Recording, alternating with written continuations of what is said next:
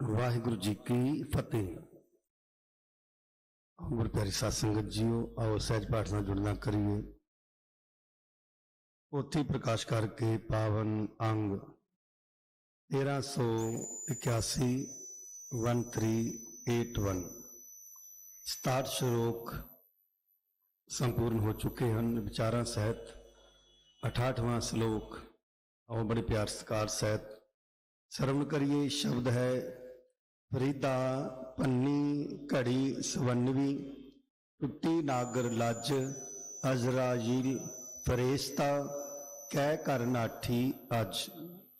ये शब्द आरंभ है। भाई साहब भाई मनप्रीत सिंह स्टेज पर पहुंच चुके हैं। फतेह बुलाइए जी। वाहिगुरु जी का खालसा वाहिगुरु जी की फतेह। वाहिगुरु साहिब जी। क्या जाना किब मरहेंगे, कैसा मरना होए।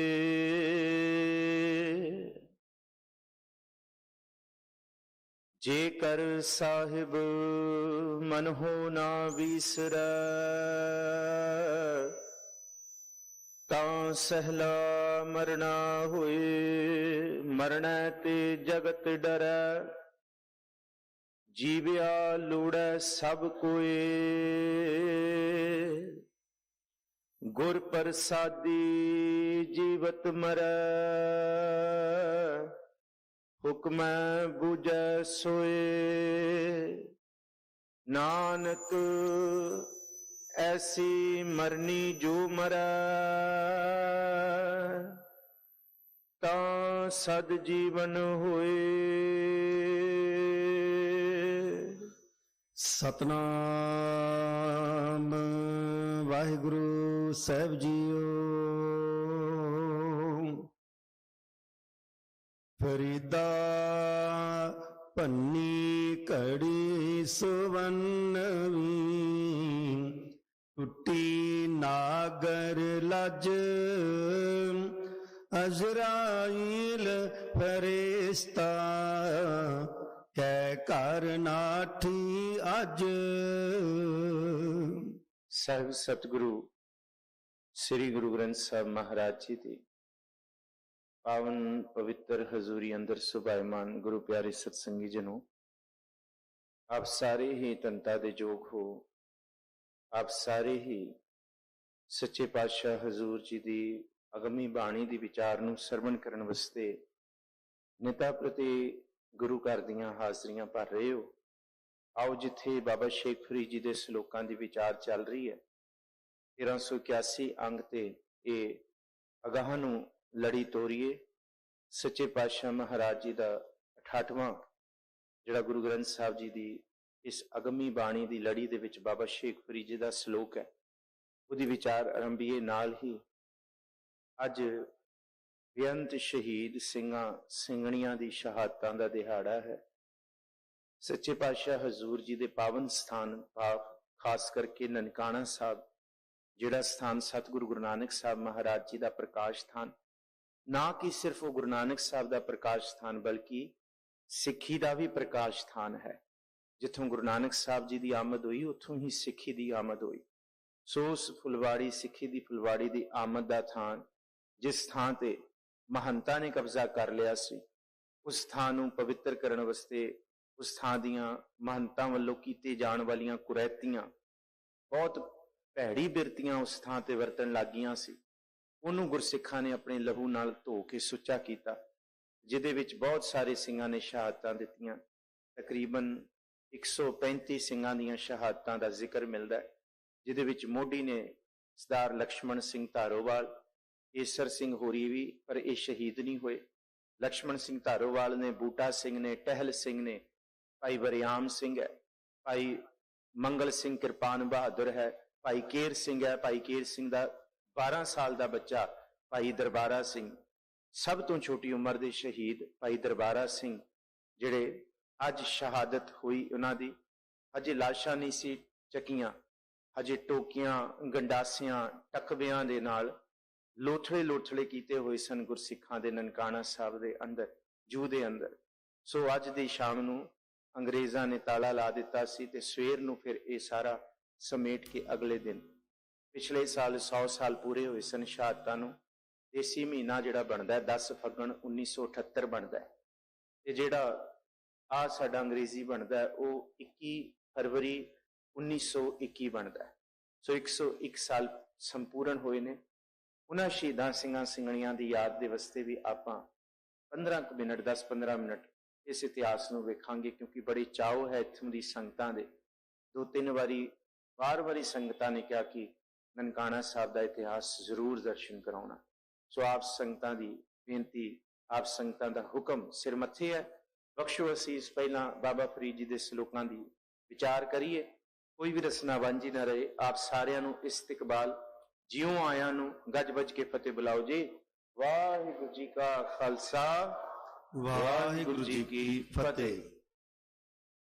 ਕੱਲ ਤੱਕ ਜਿਹੜਾ ਮਜ਼ਮੂਨ ਸੀ ਕਿ ਇਹ ਜਿਹੜਾ ਸੰਸਾਰ ਹੈ ਨਾ, ਇਹ ਸੋਹਣਾ ਛੱਪੜ ਹੈ, ਇੱਕ ਤੱਟ ਹੈ ਪਾਣੀ ਦਾ, ਨਦੀ ਦਾ, ਤੇ ਜਿੱਥੇ ਬੜੇ ਸਾਰੇ ਪੰਛੀਆਂ ਦੀਆਂ ਡਾਰਾਂ ਨੇ। ਪਰ ਵਾਰੀ ਕਰਕੇ ਅਸੀਂ ਇੱਥੋਂ ਜਾ ਰਹੇ ਹਾਂ, ਪਰ ਐਸੀ ਅਸਚਰਜ ਰਜਣਾ ਹੈ ਕਿ ਕੋਈ ਜਾਂਦਾ ਹੈ ਤੇ ਸਾਨੂੰ ਪਰਹੇਜ਼ ਨਹੀਂ ਹੁੰਦਾ, ਸਾਨੂੰ ਫਰਕ ਨਹੀਂ ਪੈਂਦਾ। ਹਾਂ, ਅੱਜ ਵੀ ਦੱਸਿਆ ਫਰੀਦ ਸਾਹਿਬ ਨੇ ਕਿ ਫਰਕ ਕਿੱਦਾਂ ਪੈਂਦਾ ਹੈ, ਉਹ ਅੱਗੇ ਸ਼ਲੋਕਾਂ ਦੇ ਵਿੱਚ ਦਰਸ਼ਨ ਕਰਾਂਗੇ। ਆਓ ਜੀ, 68ਵਾਂ ਸ਼ਲੋਕ। ਫਰੀਦਾ ਭੰਨੀ ਘੜੀ ਸੁਵੰਨਵੀ, ਟੁੱਟੀ ਨਾਗਰ ਲਾਜ। ਭੰਨੀ ਕਹਿੰਦੇ ਆ ਭੰਨੀ ਗਈ ਘੜੀ, ਇਹ ਸਰੀਰ ਘੜਿਆ ਹੋਇਆ, ਸੁਵੰਨਵੀ ਸੋਹਣਾ ਘੜਿਆ ਹੋਇਆ ਸਰੀਰ। ਕਹਿੰਦੇ ਟੁੱਟੀ ਨਾਗਰ ਲਾਜ, ਨਾਗਰ ਕਹਿੰਦੇ ਸੋਹਣੀ, ਲਾਜ ਲੱਜ ਕਹਿੰਦੇ ਰੱਸੀ, ਲੱਜ ਰੱਸੀ ਨੂੰ ਕਿਹਾ ਗਿਆ। ਕਹਿੰਦੇ ਇਹ ਸਰੀਰ ਵੀ ਭੰਨਿਆ ਤੋੜਿਆ ਗਿਆ, ਟੁੱਟ ਗਿਆ, ਭਾਵ ਕਿ ਸਮਾਂ ਪੂਰਾ ਹੋ ਗਿਆ, ਤੇ ਸਵਾਸਾਂ ਦੀ ਰੱਸੀ ਵੀ ਟੁੱਟ ਗਈ।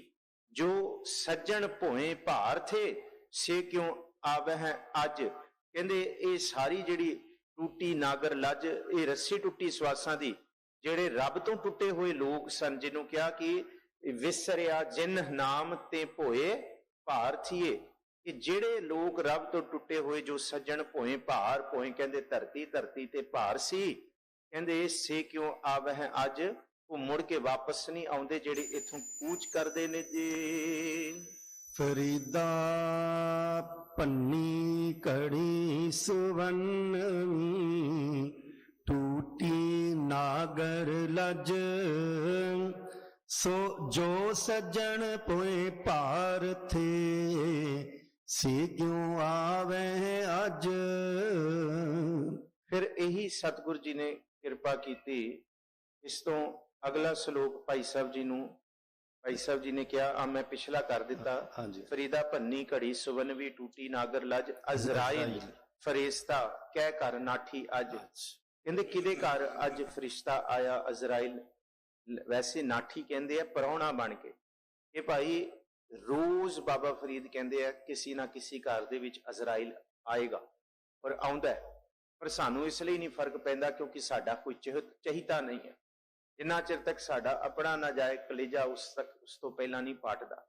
ਇਸ ਕਰਕੇ ਫਰੀਦ ਸਾਹਿਬ ਕਹਿੰਦੇ ਅਜ਼ਰਾਇਲ ਫਰਿਸ਼ਤਾ, ਇਹ ਮੌਤ ਦਾ ਫਰਿਸ਼ਤਾ ਕਹਿ ਕਰ ਨਾਠੀ ਅੱਜ। ਕਿਹੜੇ ਘਰ ਪ੍ਰਾਹੁਣਾ ਬਣ ਕੇ ਆਇਆ, ਔਰ ਉਹਦੇ ਘਰ ਬਣ ਕੇ ਆਇਆ ਜਿਹੜਾ ਕਦੀ ਰੱਬ ਦਾ ਨਾਮ ਨਹੀਂ ਚੇਤੇ ਕਰਦਾ ਸੀ, ਜਿਹੜਾ ਫੂੰ ਫੂੰ ਕਰਦਾ ਸੀ, ਮੈਂ ਕਰਦਾ ਸੀ।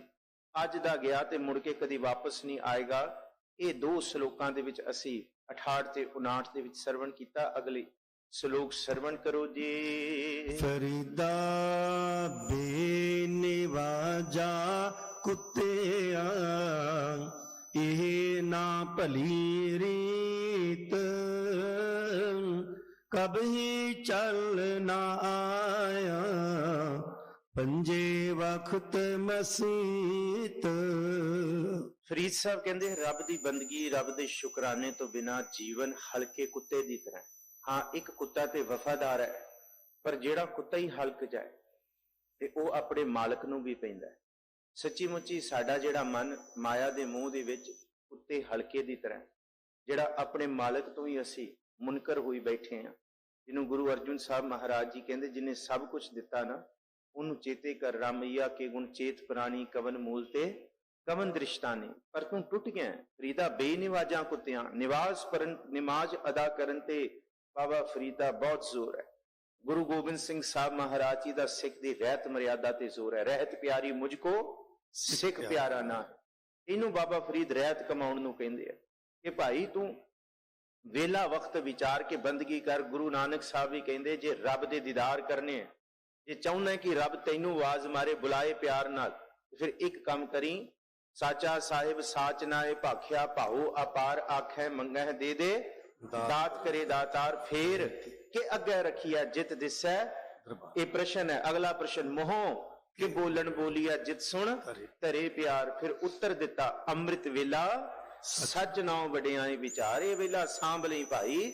ਜੇ ਸਾਹਿਬ ਜੀ ਕਹਿੰਦੇ ਜਿਹੜਾ ਇਹ ਬਾਬਾ ਫਰੀਦ ਕਹਿੰਦੇ ਜਿਹੜਾ ਬੇਨਿਵਾਜਾਂ ਕੁੱਤਿਆਂ ਕਹਿੰਦੇ ਹਲਕੇ ਕੁੱਤੇ ਦੀ ਤਰ੍ਹਾਂ ਬਸ ਖਾਈ ਜਾ ਰਿਹਾ ਮਿਲ ਮੇਰੇ ਗੋਬਿੰਦ ਆਪਣਾ ਨਾਮ ਦੇ ਨਾਮ ਬਿਨਾ ਤ੍ਰਿਗ ਤ੍ਰਿਗ ਅਸਨੇ ਨਾਮ ਬਿਨਾ ਜੋ ਪਹਿਰੇ ਖਾਏ ਜੋ ਕੂਕਰ ਜੂਠਨ ਮਹਿ ਪਾਏ। ਉਹ ਹਾਲ ਹੈ।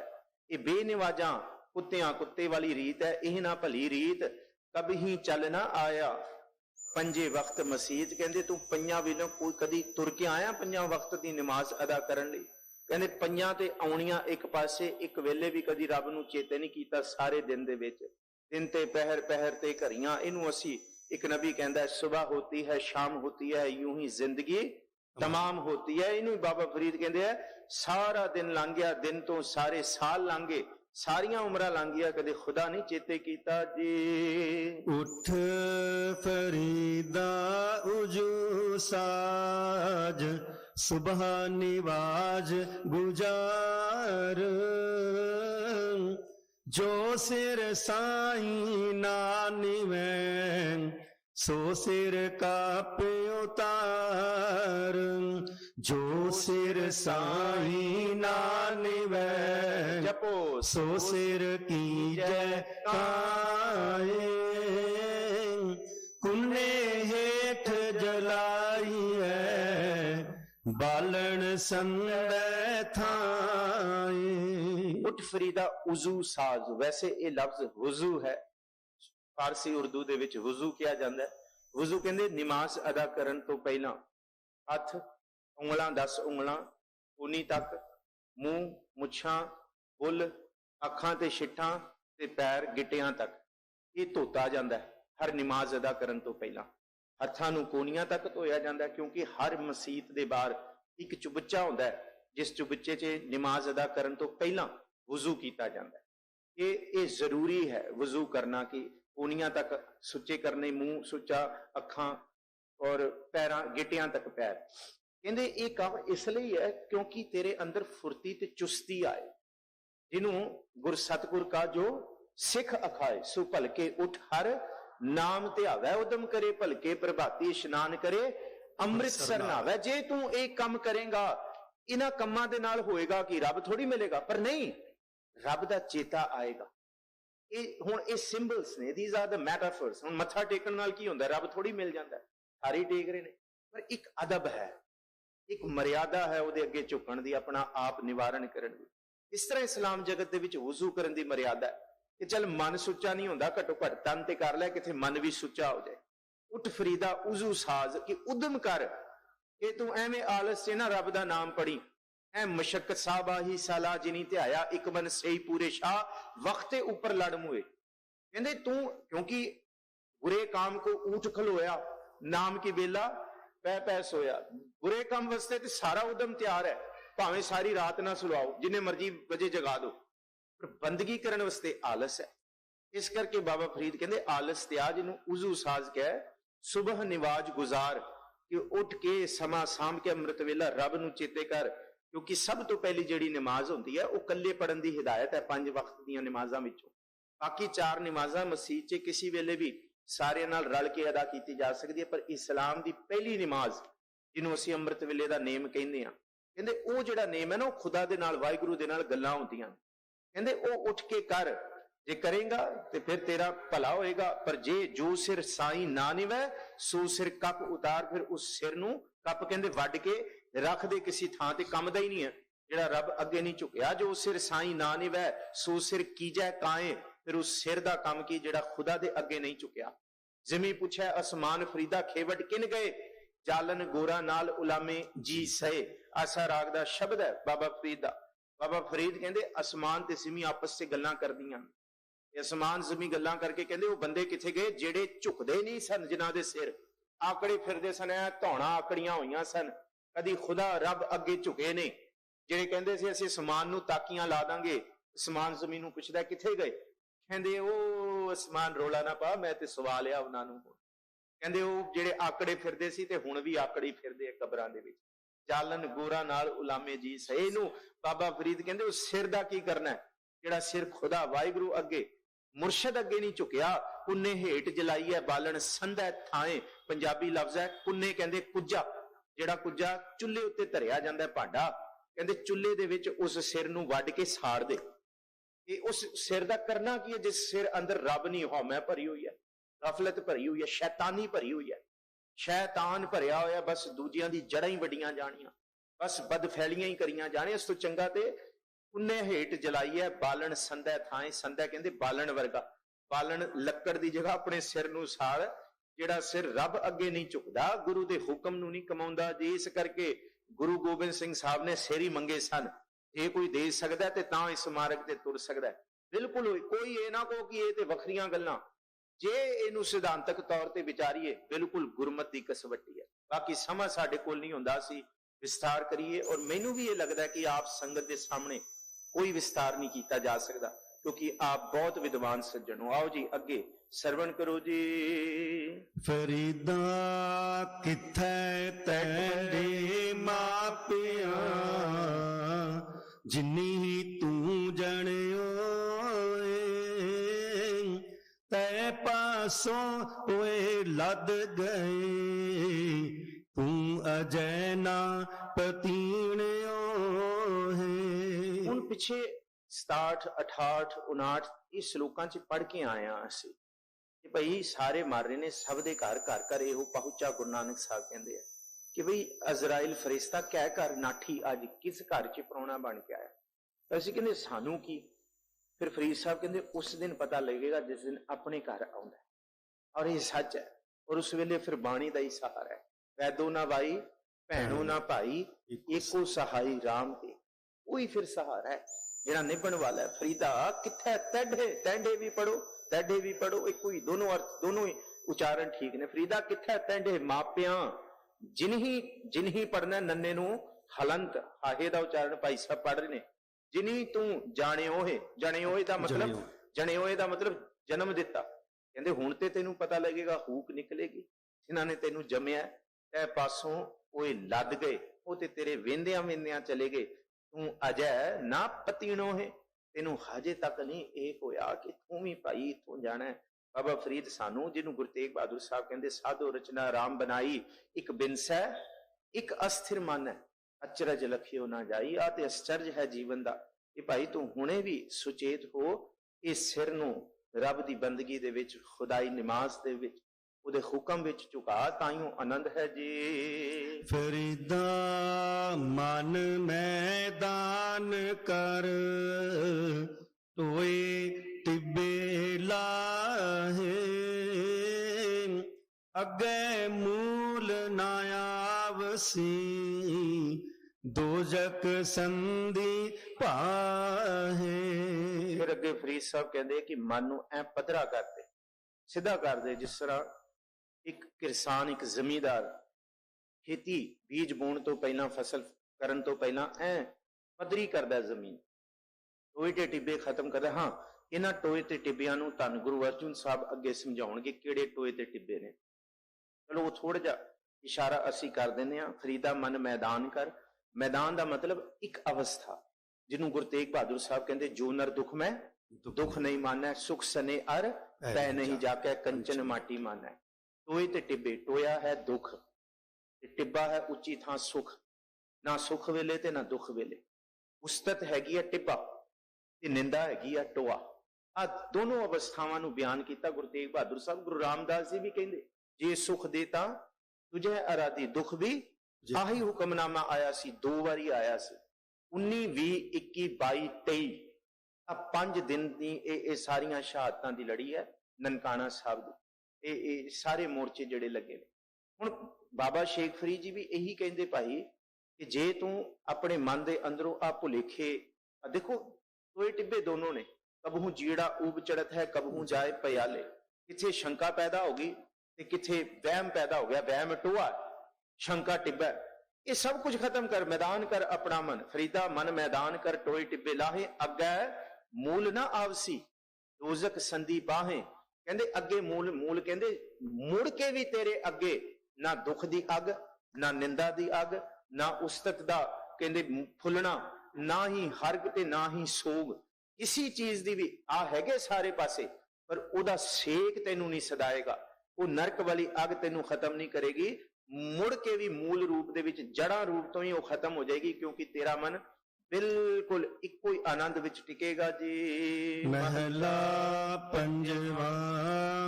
ਫਰੀਦਾ ਖਾਲਕ ਖਲਕ ਮਹਿ, ਖਲਕ ਵਸੈ ਰਬ ਮਾਹੇ। ਮੰਦਾ ਕਿਸ ਨੋ ਆਖੀਐ, ਜਾਂ ਤਿਸ ਬਿਨ ਕੋਈ ਨਾਹੀ। ਇਹ ਟੋਏ ਟਿੱਬੇ ਦਾ ਉਦਾਹਰਣ ਹੈ। ਇੱਕ ਟੋਏ ਤੇ ਚੜ ਕੇ ਕਿਸੇ ਨੂੰ ਮੰਦਾ ਨਾ ਆਖ। ਟੋਏ ਤੇ ਚੜਨਾ, ਟੋਏ ਦਾ ਮਤਲਬ ਹੈ ਵਾਹਿਗੁਰੂ। ਟਿੱਬੇ ਤੇ ਚੜਨਾ, ਟਿੱਬੇ ਤੇ ਚੜਨਾ ਭਾਵ ਉੱਚੀ ਥਾਂ, ਭਾਵ ਮੈਂ ਚੰਗਾ ਤੇ ਟੋਏ ਦਾ ਮਤਲਬ ਦੂਸਰਾ ਮੰਦਾ। ਮੈਂ ਉੱਚਾ ਤੇ ਦੂਸਰਾ ਮੰਦਾ। ਇਹਨੂੰ ਫਰੀਦ ਸਾਹਿਬ ਜੀ ਦੀ ਗੱਲ ਨੂੰ ਖੋਲਣ ਵਾਸਤੇ ਗੁਰੂ ਅਰਜਨ ਸਾਹਿਬ ਕਹਿੰਦੇ ਫਰੀਦਾ ਖਾਲਕ ਖਲਕ ਮੈਂ। ਖਾਲਕ ਕਹਿੰਦੇ ਵਾਹਿਗੁਰੂ, ਖਲਕ ਕਹਿੰਦੇ ਖਲਕਤ। ਕਹਿੰਦੇ ਇਸ ਖਲਕਤ ਦੇ ਅੰਦਰ ਹੀ ਰੱਬ ਵਸਦਾ, ਹੋਰ ਕਿੱਥੇ ਲੱਭਣ ਜਾਏਗਾ। ਕਾਹੇ ਰੇ ਮਨ ਖੋਜਨ ਜਾਈ, ਸਰਬ ਨਿਵਾਸੀ ਸਦਾ ਅਲੇਪਾ ਤੋਹੀ ਸੰਗ ਸਮਾਈ। ਇੱਥੇ ਹੀ ਵਸ ਰਿਹਾ। ਸਭ ਮਹਿ ਜੋਤ ਜੋਤ ਹੈ ਸੋਏ। ਇਸ ਖਲਕਤ ਦੇ ਵਿੱਚ ਖਾਲਕ ਵੀ ਹੈ। ਇਹ ਦੋਨੋਂ ਹੈ, ਖਾਲਕ ਖਲਕ ਮਹਿ।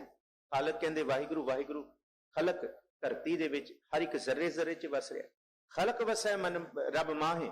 ਤੇ ਇਹ ਸਾਰਾ ਪਸਾਰਾ ਰੱਬ ਦੇ ਵਿੱਚ ਹੀ ਵਸ ਰਿਹਾ। ਉਹ ਰੱਬ ਤੋਂ ਬਾਹਰ ਨਹੀਂ ਹੈ, ਉਹਦੇ ਹੁਕਮ ਵਿੱਚ ਹੀ ਹੈ। ਮੰਦਾ ਕਿਸ ਨੂੰ ਆਖੀਐ, ਜਾਂ ਤਿਸ ਬਿਨ ਕੋਈ ਨਾ ਹੈ। ਜੇ ਤੂੰ ਕਿਸੇ ਨੂੰ ਮੰਦਾ ਆਖੇਂਗਾ ਤੇ ਤੂੰ ਟਿੱਬੇ ਤੇ ਖੜਾ ਤੇ ਅਗਲਾ ਟੋਏ ਤੇ ਹੈ। ਯਾਦ ਰੱਖੀ, ਜੇ ਤੂੰ ਮੰਦਾ ਕਿਸੇ ਨੂੰ ਆਖ ਰਿਹਾ, ਕੱਲ ਨੂੰ ਕੋਈ ਵੀ ਤੈਨੂੰ ਵੀ ਮੰਦਾ ਆਖੇਗਾ, ਫਿਰ ਤੂੰ ਉਸ ਦਿਨ ਟੋਏ ਤੇ ਡਿੱਗ ਜਾਏਗਾ ਉਹਦੀ ਨਿੰਦਾ ਕਰਨ ਵਾਸਤੇ। ਇਹ ਦੋਨੋਂ ਅਵਸਥਾਵਾਂ ਤੇਰੇ ਅੰਦਰੋਂ ਖਤਮ ਹੋ ਜਾਣ। ਬਿਸਰ ਗਈ ਸਭ ਤਾਤ ਪਰਾਈ, ਜਬ ਤੇ ਸਾਧ ਸੰਗਤ ਮੋਹਿ ਪਾਈ। ਨਾ ਕੋ ਬੈਰੀ ਨਹੀਂ ਬੇਗਾਨਾ। ਇਸ ਅਵਸਥਾ ਨੂੰ ਜਬ ਧਾਰੈ ਕੋ ਬੈਰੀ ਮੀਤ। ਇਹ ਦੋਨੋਂ ਅਵਸਥਾ ਖਤਮ ਕਰ। ਇਸ ਕਰਕੇ ਫਰੀਦ ਸਾਹਿਬ ਕਹਿੰਦੇ ਕਿਉਂ ਖਤਮ ਕਰ? ਗੁਰੂ ਅਰਜਨ ਸਾਹਿਬ ਜੀ ਨੇ ਦੱਸਤਾ, ਕਿਉਂਕਿ ਸਭ ਦੇ ਅੰਦਰ ਉਹ ਵਾਹਿਗੁਰੂ ਵਸ ਰਿਹਾ, ਉਸ ਤੋਂ ਬਿਨਾ ਕੋਈ ਹੈ ਨਹੀਂ। ਮੰਦਾ ਕਿਸ ਨੂੰ ਆਖੀਏ, ਕਿਹਨੂੰ ਮਾੜਾ ਆਖੇਗਾ। ਜਦ ਤਿਸ ਬਿਨ ਕੋਈ ਨਾ ਹੈ, ਉਸ ਵਾਹਿਗੁਰੂ ਤੋਂ ਬਿਨਾ ਕੋਈ ਨਹੀਂ ਹੈ ਜੀ ਦੂਜਾ। ਫਰੀਦਾ ਜੇ ਦੇਹ ਨਾਲਾ ਕੱਪਿਆ, ਜੇ ਗਲ ਕੱਪਹਿ ਚੁਖ। ਪਵਨ ਨਾ ਇਤੀ ਮਾਮਲੇ, ਸਹਾ ਨਾ ਇਤੀ ਦੁਖ। ਨਾਲਾ ਕਹਿੰਦੇ umbilical cord। ਜਦ ਸਾਡਾ ਜਨਮ ਹੋਇਆ ਤੇ ਅਸੀਂ ਇੱਕ ਨਾਲੀ ਕਰਕੇ ਜੁੜੇ ਹੋਏ ਸਾਂ। ਸਾਡੀ ਜਿਹੜੀ ਕੌਰਡ ਸੀ umbilical cord, ਸਭ ਤੋਂ ਪਹਿਲਾਂ ਉਹ ਵੱਢੀ ਜਾਂਦੀ। ਬਾਬਾ ਫਰੀਦ ਕਹਿੰਦੇ ਜਿਸ ਬੰਦੇ ਦੇ ਵਿੱਚੋਂ, ਭਾਵ ਜਿਸ ਮੇਰੇ ਵਰਗੇ ਮਨ ਵਿੱਚੋਂ, ਬਾਬਾ ਫਰੀਦ ਆਪਣੇ ਵੱਲ ਕਹਿੰਦੇ ਇਹ ਟੋਏ ਟਿੱਬੇ ਹੀ ਨਹੀਂ ਹਟੇ ਗਏ ਸਾਰੀ ਉਮਰ। ਕਦੀ ਕੋਈ ਮੰਦਾ ਤੇ ਕਦੀ ਕੋਈ ਚੰਗਾ, ਕਦੀ ਕੋਈ ਉੱਚਾ ਤੇ ਕਦੀ ਕੋਈ ਨੀਵਾਂ, ਕਦੀ ਦੁੱਖ ਤੇ ਕਦੀ ਸੁੱਖ। ਕਹਿੰਦੇ ਇਸ ਭੈੜੀ ਅਵਸਥਾ ਵਿੱਚ ਜੀਵਨ ਜਿਉਣ ਨਾਲੋਂ ਨਾ, ਕਹਿੰਦੇ ਜਿਸ ਦਿਨ ਨਾਲਾ ਕੱਪਿਆ, ਕਹਿੰਦੇ umbilical cord ਜਿਹੜੀ ਵੱਡੀ ਸੀ, ਉਸ ਦਿਨ ਗਰਦਨ ਵੀ ਵੱਡੀ ਜਾਣੀ ਸਾਡੀ। ਕੰਮ ਹੀ ਮੁੱਕਦਾ ਕਿ ਇਸ ਭੈੜੇ ਸੰਸਾਰ ਨੂੰ, ਭਾਵ ਇਸ ਚੰਗੇ ਸੰਸਾਰ ਨੂੰ ਭੈੜਾ ਨਾ ਕਰਦੇ। ਸੰਸਾਰ ਭੈੜਾ ਨਹੀਂ ਹੈ, ਪਰ ਮੇਰੇ ਵਰਗੇ ਬੰਦਿਆਂ ਦੀ ਬਿਰਤੀਆਂ ਨੇ ਭੈੜਾ ਕੀਤਾ। ਇਸ ਵੱਲ ਇਸ਼ਾਰਾ ਕਰਦੇ ਫਰੀਦਾ। ਜੇ ਦੇ ਨਾਲਾ ਕੱਪਿਆ, ਮਾਤਾ ਦੇ ਗਰਭ ਚੋਂ ਨਿਕਲੇ ਤੇ ਨਾਲਾ ਵੱਡੀ ਉਹ umbilical cord ਕੱਢ ਦਿੱਤੀ। ਜੇ ਗਲ ਕੱਪਹਿ ਚੁੱਕ, ਥੋੜੀ ਜੀ ਗਲ 'ਚ ਵੀ ਵੱਡ ਮਾਰ ਦਿੰਦੇ, ਕਿਉਂਕਿ ਮੇਰੇ ਵਰਗੇ ਪਾਪੀਆਂ ਨੇ ਇੱਥੇ ਪਾਪ ਹੀ ਫੈਲਾਉਣੇ ਸੀ। ਕਹਿੰਦੇ ਪਵਹਿ ਨਾ ਇਤੀ ਮਾਮਲੇ, ਜਿਹੜੇ ਮਾਮਲੇ ਮੈਂ ਉੱਚੇ ਨੀਵੇਂ ਵਾਲੇ, ਟੋਏ ਟਿੱਬਿਆਂ ਵਾਲੇ ਪਾਉਣੇ ਨੇ ਸਾਰੇ ਸੰਸਾਰ। ਕਹਿੰਦੇ ਸਹਾ ਨਾ ਇਤੀ ਦੁੱਖ, ਤੇ ਫਿਰ ਇਹ ਮਾਮਲੇ ਪਾ ਕੇ ਮੈਂ ਦੁੱਖਾਂ 'ਚ ਸੜਦੀ ਨਾ। ਸਹਾ ਦਾ ਮਤਲਬ ਮੈਂ ਸਹਿੰਦੀ ਨਾ। ਜੇ ਇਹ ਕੰਮ ਹੋ ਜਾਂਦਾ, ਵੈਸੇ ਇਸ ਗੱਲ ਨੂੰ ਬਹੁਤੀ ਢਹਿੰਦੀ ਕਲਾ 'ਚ ਨਾ ਲਿਓ। ਆ ਇੱਕੋ ਸ਼ਲੋਕ ਨੂੰ ਲੈ ਕੇ ਕਈ ਵਿਦਵਾਨਾਂ ਨੇ ਬਾਬਾ ਫਰੀਦ ਜੀ ਦੇ ਅੰਦਰ ਦੀ ਭਾਵਨਾ ਨੂੰ ਢਹਿੰਦੀ ਕਲਾ 'ਚ ਵੀ ਡਿਫਾਈਨ ਕੀਤਾ, ਪਰ ਅੱਗੇ ਦੱਸਣਗੇ ਕਿਹੜੇ ਮਾਮਲਿਆਂ ਦਾ ਜ਼ਿਕਰ ਕੀਤਾ। ਹੁਣ ਇਹ ਜਿਹੜੇ ਮਾਮਲੇ ਨੇ ਨਾ, ਪਿੱਛੇ ਪੜ੍ਹ ਕੇ ਆਏ ਨੇ, ਆ ਪੜ੍ਹ ਕੇ ਆਏ, ਜਾ ਕੁਵਾਰੀ ਤਾਂ ਚਾਓ ਵਿਵਾਹੀ ਤਾਂ ਮਾਮਲੇ। ਕਿਹੜੇ ਕਿਹੜੇ ਮਾਮਲੇ ਨੇ? ਕੱਲ ਮੈਨੂੰ ਗੁਰਮੁਖ ਪਿਆਰਿਆਂ ਨੇ ਵੀ ਕਿਹਾ ਇਹਦੇ ਅਰਥ। ਮੈਂ ਕਿਹਾ ਇਹਦੇ ਅਰਥ ਹੋ ਹੀ ਨਹੀਂ ਸਕਦੇ।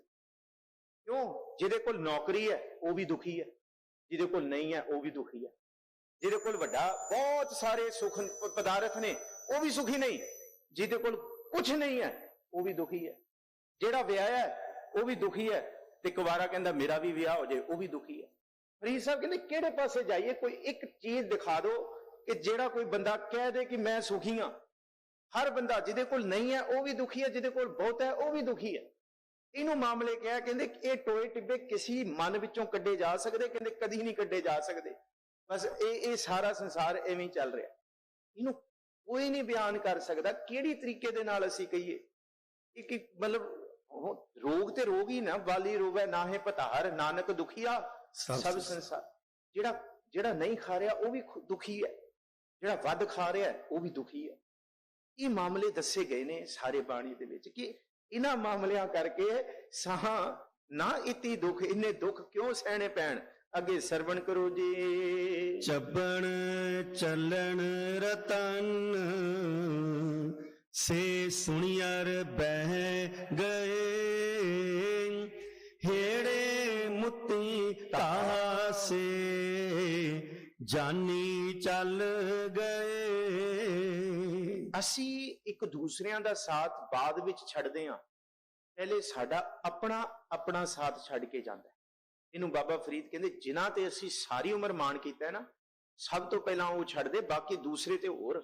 ਮਾਤਾ ਪਿਤਾ, ਸਾਕ ਸੰਬੰਧੀ, ਭੈਣ ਭਰਾ, ਇਹ ਮਿੱਤਰ ਇਸ਼ਟ, ਇਹ ਜਿੰਨਾ ਕੁਝ ਗੁਰੂ ਰਾਮਦਾਸ ਜੀ ਨੇ ਬਿਆਨ ਕੀਤਾ ਕਿ ਮਾਤ ਪਿਤਾ ਬਨਤਾ ਸੁਤ ਬੰਦਿਪ ਇਸ਼ਟ ਮੀਤ ਅਰ ਭਾਈ, ਇਹ ਤੇ ਬਾਅਦ ਦੀਆਂ ਗੱਲਾਂ ਨੇ। ਪਹਿਲਾਂ ਦੰਦ ਗਏ, ਇਹਨੂੰ ਚੱਪਣ ਚੱਲਣ, ਫਿਰ ਲੱਤਾਂ ਵੀ ਗਈਆਂ, ਫਿਰ ਰਤਨ ਅੱਖਾਂ ਵੀ ਗਈਆਂ, ਸੇ ਸੁਣੀਆਂ, ਫਿਰ ਸੁਣਨ ਵਾਲੀ ਤਾਕਤ ਵੀ ਗਈ।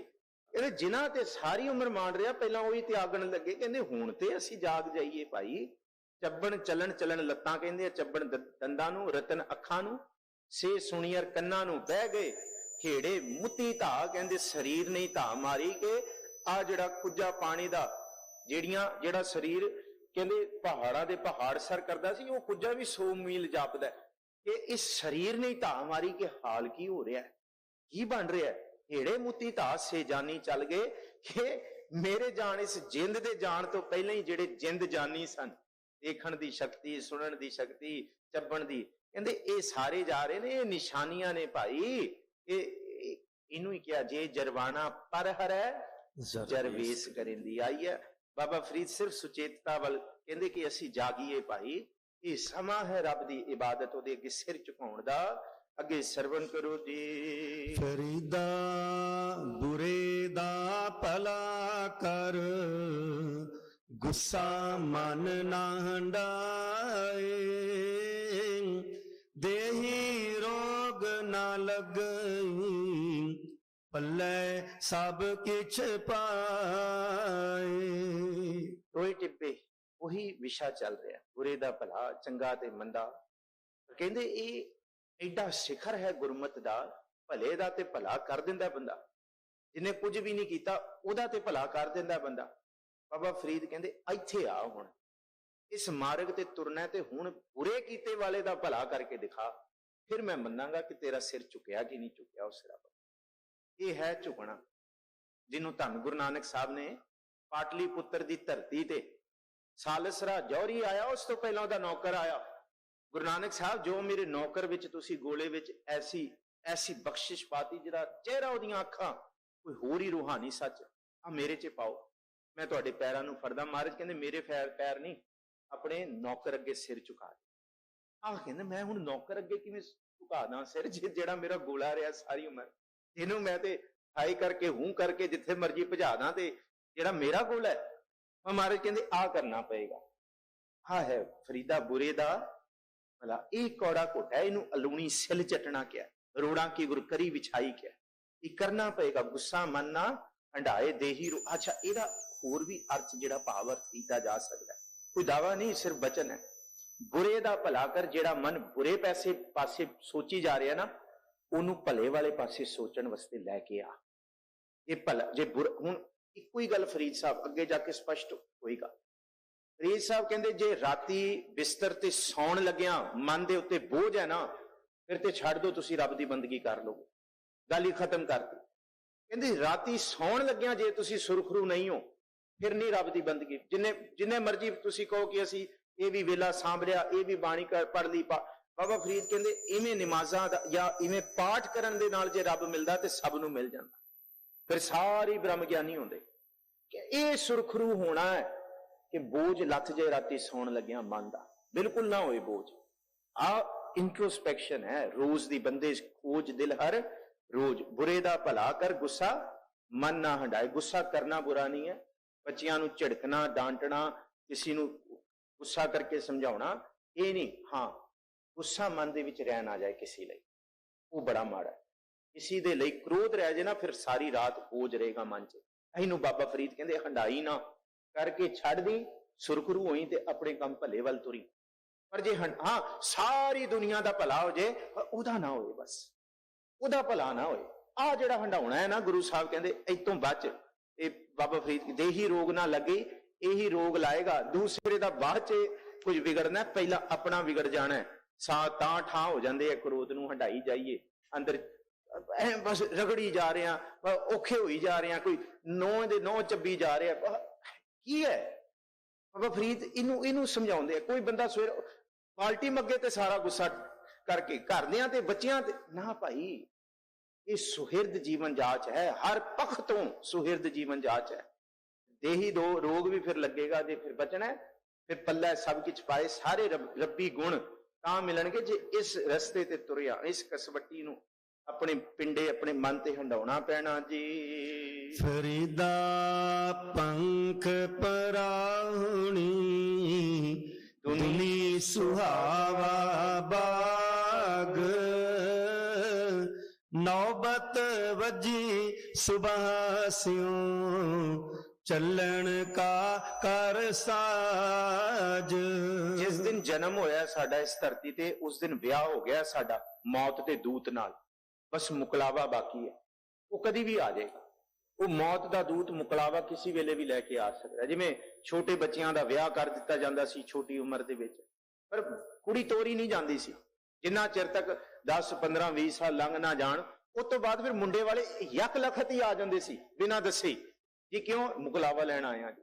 ਬਸ ਇਵੇਂ ਮੌਤ ਦਾ ਫਰਿਸ਼ਤਾ ਕਹਿੰਦੇ ਇਹ ਅੰਦਰ ਦੇ ਪੰਖੀ ਆਤਮਾ ਨੂੰ ਲੈ ਜਾਏਗਾ। ਫਰੀਦਾ ਪੰਖ ਪ੍ਰਾਹੁਣੀ, ਇਹ ਪ੍ਰਾਹੁਣੀ ਹੈ ਜਿੰਦ।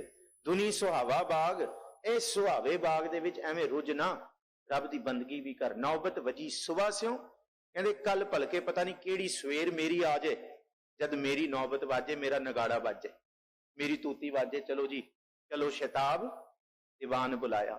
ਕਹਿੰਦੇ ਇੱਕ ਪਤਾ ਨਹੀਂ ਕਿਹੜੀ ਸਵੇਰ, ਕਿਹੜੀ ਭਲਕੇ ਆ ਜੇ, ਨੌਬਤ ਵਜੀ ਸੁਬਹ ਸਿਓ, ਚੱਲਣ ਕਾ ਕਰ ਸਾਜ। ਹੁਣ ਅੱਗੇ ਚੱਲਣ ਦੀ ਤਿਆਰੀ, ਸਾਜ ਮਤਲਬ ਤਿਆਰੀ ਖਿੱਚ ਜੀ। ਫਰੀਦਾ ਰਾਤ ਕਥੂਰੀ ਵੰਡੀਐ, ਸੁਤਿਆਂ ਮਿਲੇ ਨਾ ਪਾਉ, ਜਿਨ੍ਹਾਂ ਨੈਣ ਨਿੰਦਰਾਵਲੇ, ਤਿਨ੍ਹਾਂ ਮਿਲਣ ਕੋ ਆਓ।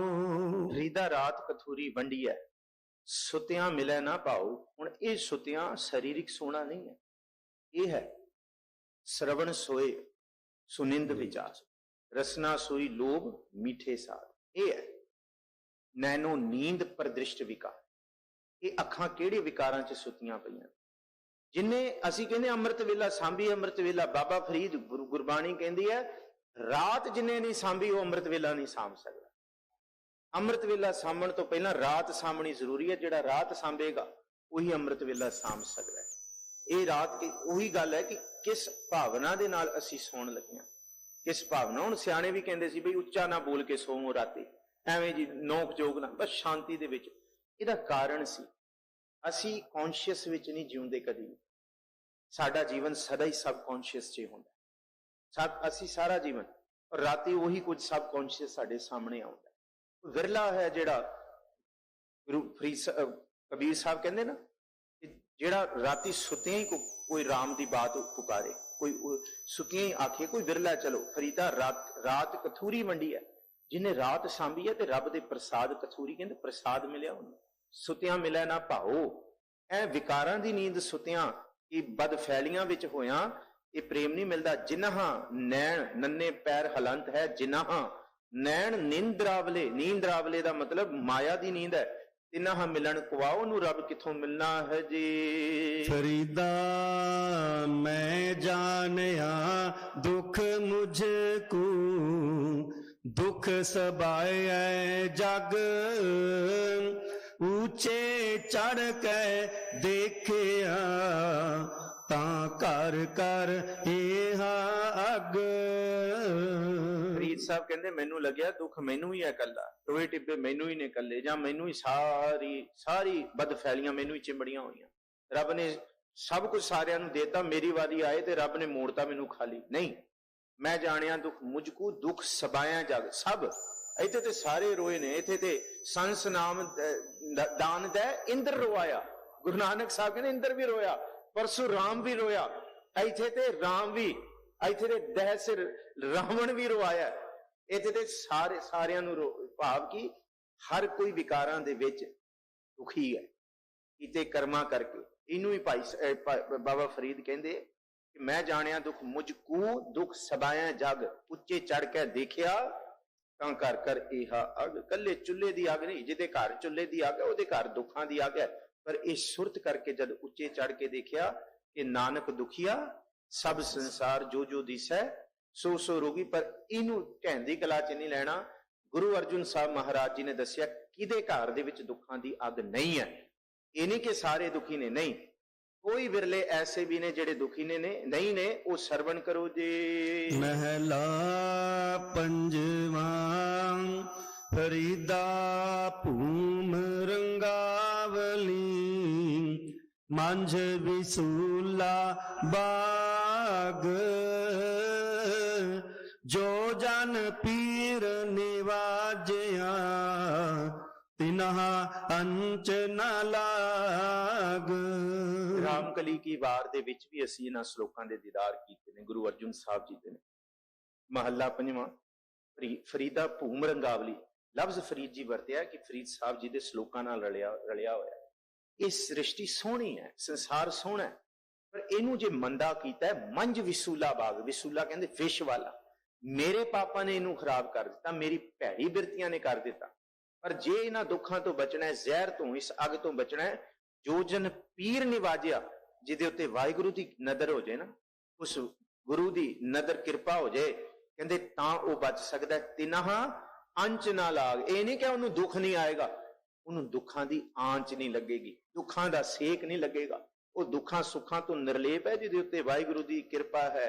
ਗੁਰ ਕਿਰਪਾ ਜਿਹੇ ਨਰਕੋ ਕੀਨੀ ਤੇ ਇਹ ਜੁਗਤ ਪਛਾਨੀ, ਨਾਨਕ ਲੀਨ ਭਇਓ ਗੋਬਿੰਦ ਸਿਉ ਜਿਉ ਪਾਨੀ ਸੰਗ ਪਾਨੀ। ਅੱਗੇ ਗੁਰੂ ਅਰਜੁਨ ਸਾਹਿਬ ਦਾ ਸ਼ਲੋਕ ਫਿਰ ਸਰਵਣ ਕਰੋ ਜੀ। ਮਹਿਲਾ ਪੰਜਵਾ ਫਰੀਦਾ ਉਮਰ ਸੁਹਾਵੜੀ, ਸੰਗ ਸੁਵੰਨੜੀ ਦੇ, ਵਿਰਲੇ ਕਈ ਪਾਈਨ ਜਿਨ੍ਹਾਂ ਪਿਆਰੇ ਨੇ, ਕੰਧੀ ਵਹਿਣ ਨਾ ਟਾਏ, ਤਉ ਪੀ ਲੇਖਾ ਦੇਵਣਾ, ਜਿੱਧਰ ਰੱਬ ਰਜ਼ਾਏ, ਵਹਿਣ ਤਿਦਾਉ ਗਉ ਕਰੇ। 83ਵਾਂ ਸ਼ਲੋਕ ਗੁਰੂ ਅਰਜੁਨ ਸਾਹਿਬ ਜੀ ਦਾ ਫਰੀਦ ਸਾਹਿਬ ਜੀ ਦੇ ਵੱਲ ਜ਼ਿਕਰ ਕਰਕੇ, ਇਸ਼ਾਰਾ ਕਰਕੇ। ਉਮਰ ਸੁਹਾਵੜੀ, ਜਿਨੇ ਸੋਹਣੀ ਐ ਸਮੇਂ ਸਿਰ, ਚੰਗੀ ਉਮਰ ਵੇਲੇ ਸਿਰ ਜਿਨੇ ਰੱਬ ਨੂੰ ਚੇਤੇ ਕਰ ਲਿਆ। ਸੰਗ ਸੁਵੰਨੜੀ ਦੇ, ਤੇ ਜਿਹਦੀ ਦੇਹ ਵੀ ਸੁਵੰਨੜੀ ਹੋਏ, ਐ ਚੜ੍ਹਦੀ ਕਲਾ ਚ ਹੋਏ, ਕੋਈ ਰੋਗ ਨਾ ਲੱਗਿਆ ਹੋਏ। ਵਿਰਲੇ ਕਈ ਪਾਇਨ ਜਿਨ੍ਹਾਂ ਪਿਆਰੇ ਨੇ, ਕੋਈ ਵਿਰਲੇ ਹੁੰਦੇ ਇਹੋ ਜੀਆਂ ਰੂਹਾਂ ਜਿਨ੍ਹਾਂ ਨੂੰ ਰੱਬ ਨਾਲ ਇਵੇਂ ਬਿਨਾਂ ਦੁੱਖਾਂ ਤੋਂ ਪਿਆਰ ਪੈ ਜੇ। ਸਮਝਿਓ, ਇੱਕ ਤੇ ਦੁੱਖਾਂ ਰੋਗਾਂ ਵੱਲ, ਗੁਰੂ ਵੱਲ ਆਉਣਾ, ਰੱਬ ਵੱਲ ਆਉਣਾ, ਉਹ ਗੱਲ ਨਹੀਂ ਕੀਤੀ। ਕਹਿੰਦੇ ਕੋਈ ਵਿਰਲੇ ਨੇ ਜਿਨ੍ਹਾਂ ਦੀ ਦੇਹ ਤੇ ਉਮਰ ਵੀ ਸੁਵੰਨੜੀ ਹੈ ਤੇ ਰੱਬ ਦੇ ਪਿਆਰ 'ਚ ਜੁੜੇ ਨੇ।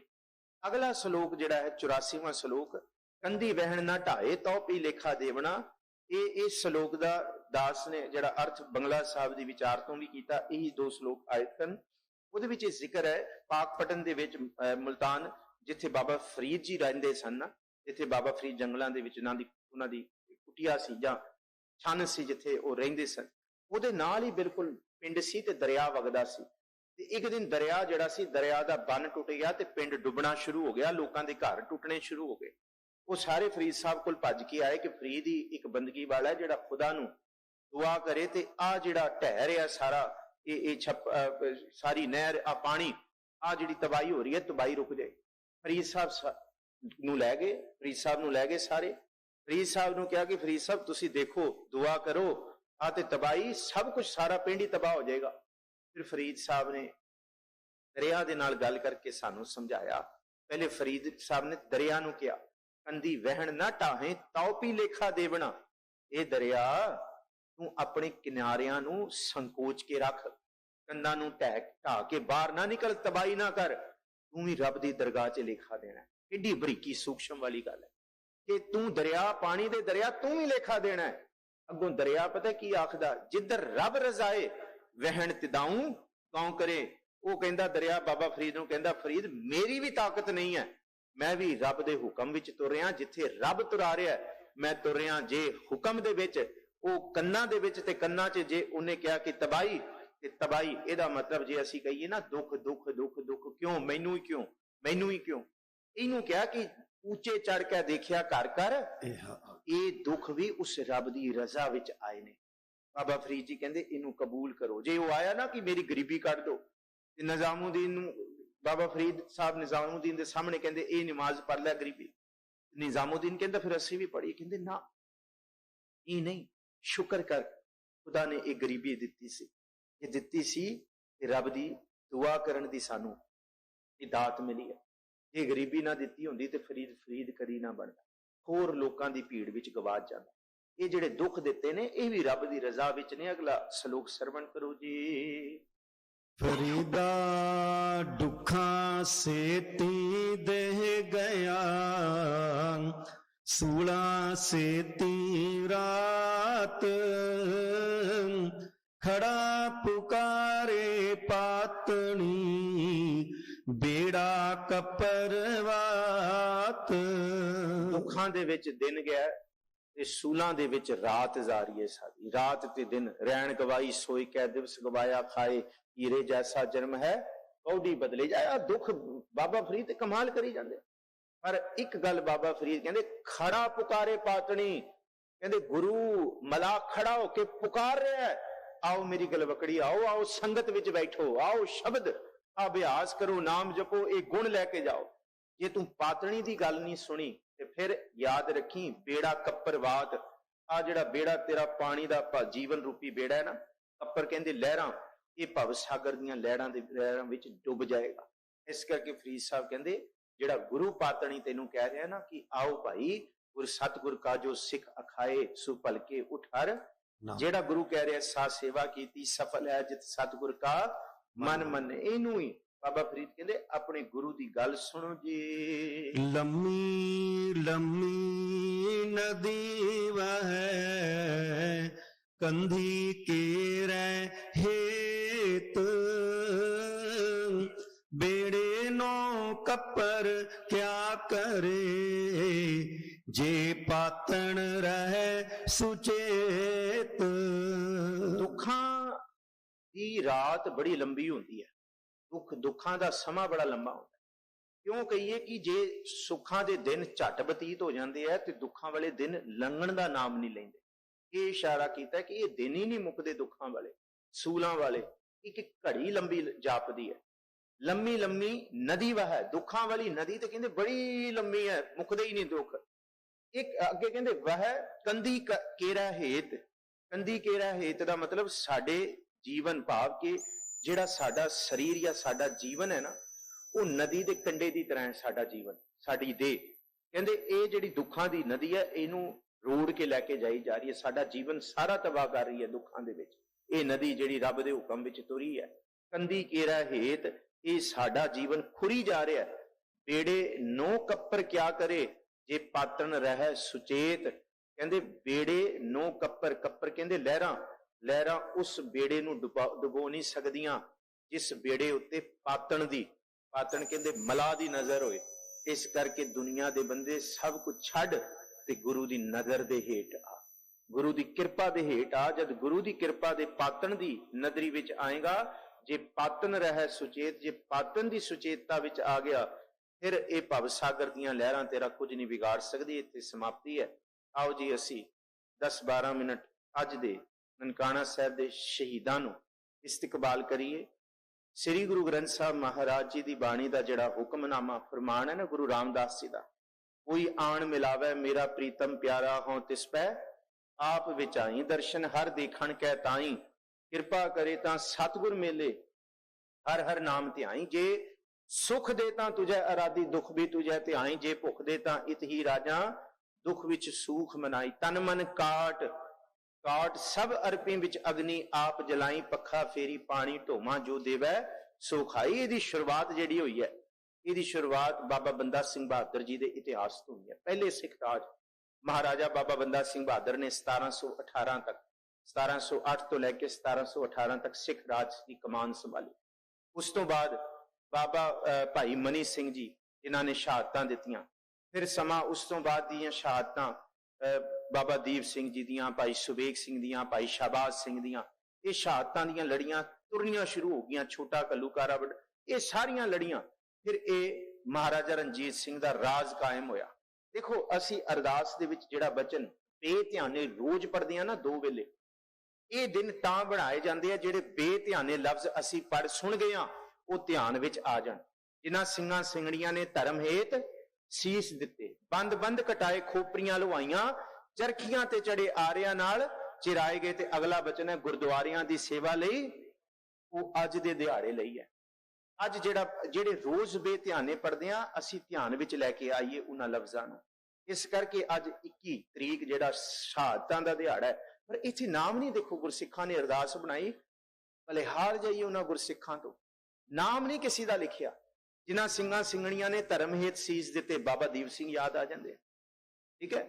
ਬੰਦ ਬੰਦ ਕਟਾਏ ਭਾਈ ਮਨੀ ਸਿੰਘ ਯਾਦ ਆਉਂਦੇ, ਖੋਪੜੀਆਂ ਲੁਹਾਈਆਂ ਭਾਈ ਤਾਰੂ ਸਿੰਘ ਦੀ ਯਾਦ ਆ ਜਾਂਦੀ ਹੈ, ਚਰਖੀਆਂ ਤੇ ਚੜੇ ਸੁਬੇਗ ਸਿੰਘ ਸ਼ਾਹਬਾਜ਼ ਸਿੰਘ ਯਾਦ ਆਉਂਦੇ, ਗੁਰਦੁਆਰਿਆਂ ਦੀ ਸੇਵਾ ਲਈ ਕੁਰਬਾਨੀਆਂ ਭਾਈ ਲక్ష్మణ ਸਿੰਘ ਧਾਰੋਵਾਲ, ਭਾਈ ਕੇਸਰ ਸਿੰਘ, ਭਾਈ ਛਿੱਬਰ ਸਿੰਘ, ਭਾਈ ਵਰਿਆਮ ਸਿੰਘ, ਭਾਈ ਮੰਗਲ ਸਿੰਘ, ਕਿਰਪਾਨ ਬਹਾਦਰ, ਭਾਈ ਟਹਿਲ ਸਿੰਘ, ਭਾਈ ਬੂਟਾ ਸਿੰਘ, ਜਿਨ੍ਹਾਂ ਨੇ ਸ਼ਹਾਦਤਾਂ ਦਿੱਤੀਆਂ, ਭਾਈ ਦਰਬਾਰਾ ਸਿੰਘ, ਭਾਈ ਕੇਰ ਸਿੰਘ, ਇਹ ਸਾਰਿਆਂ ਦਾ ਜ਼ਿਕਰ ਹੈ।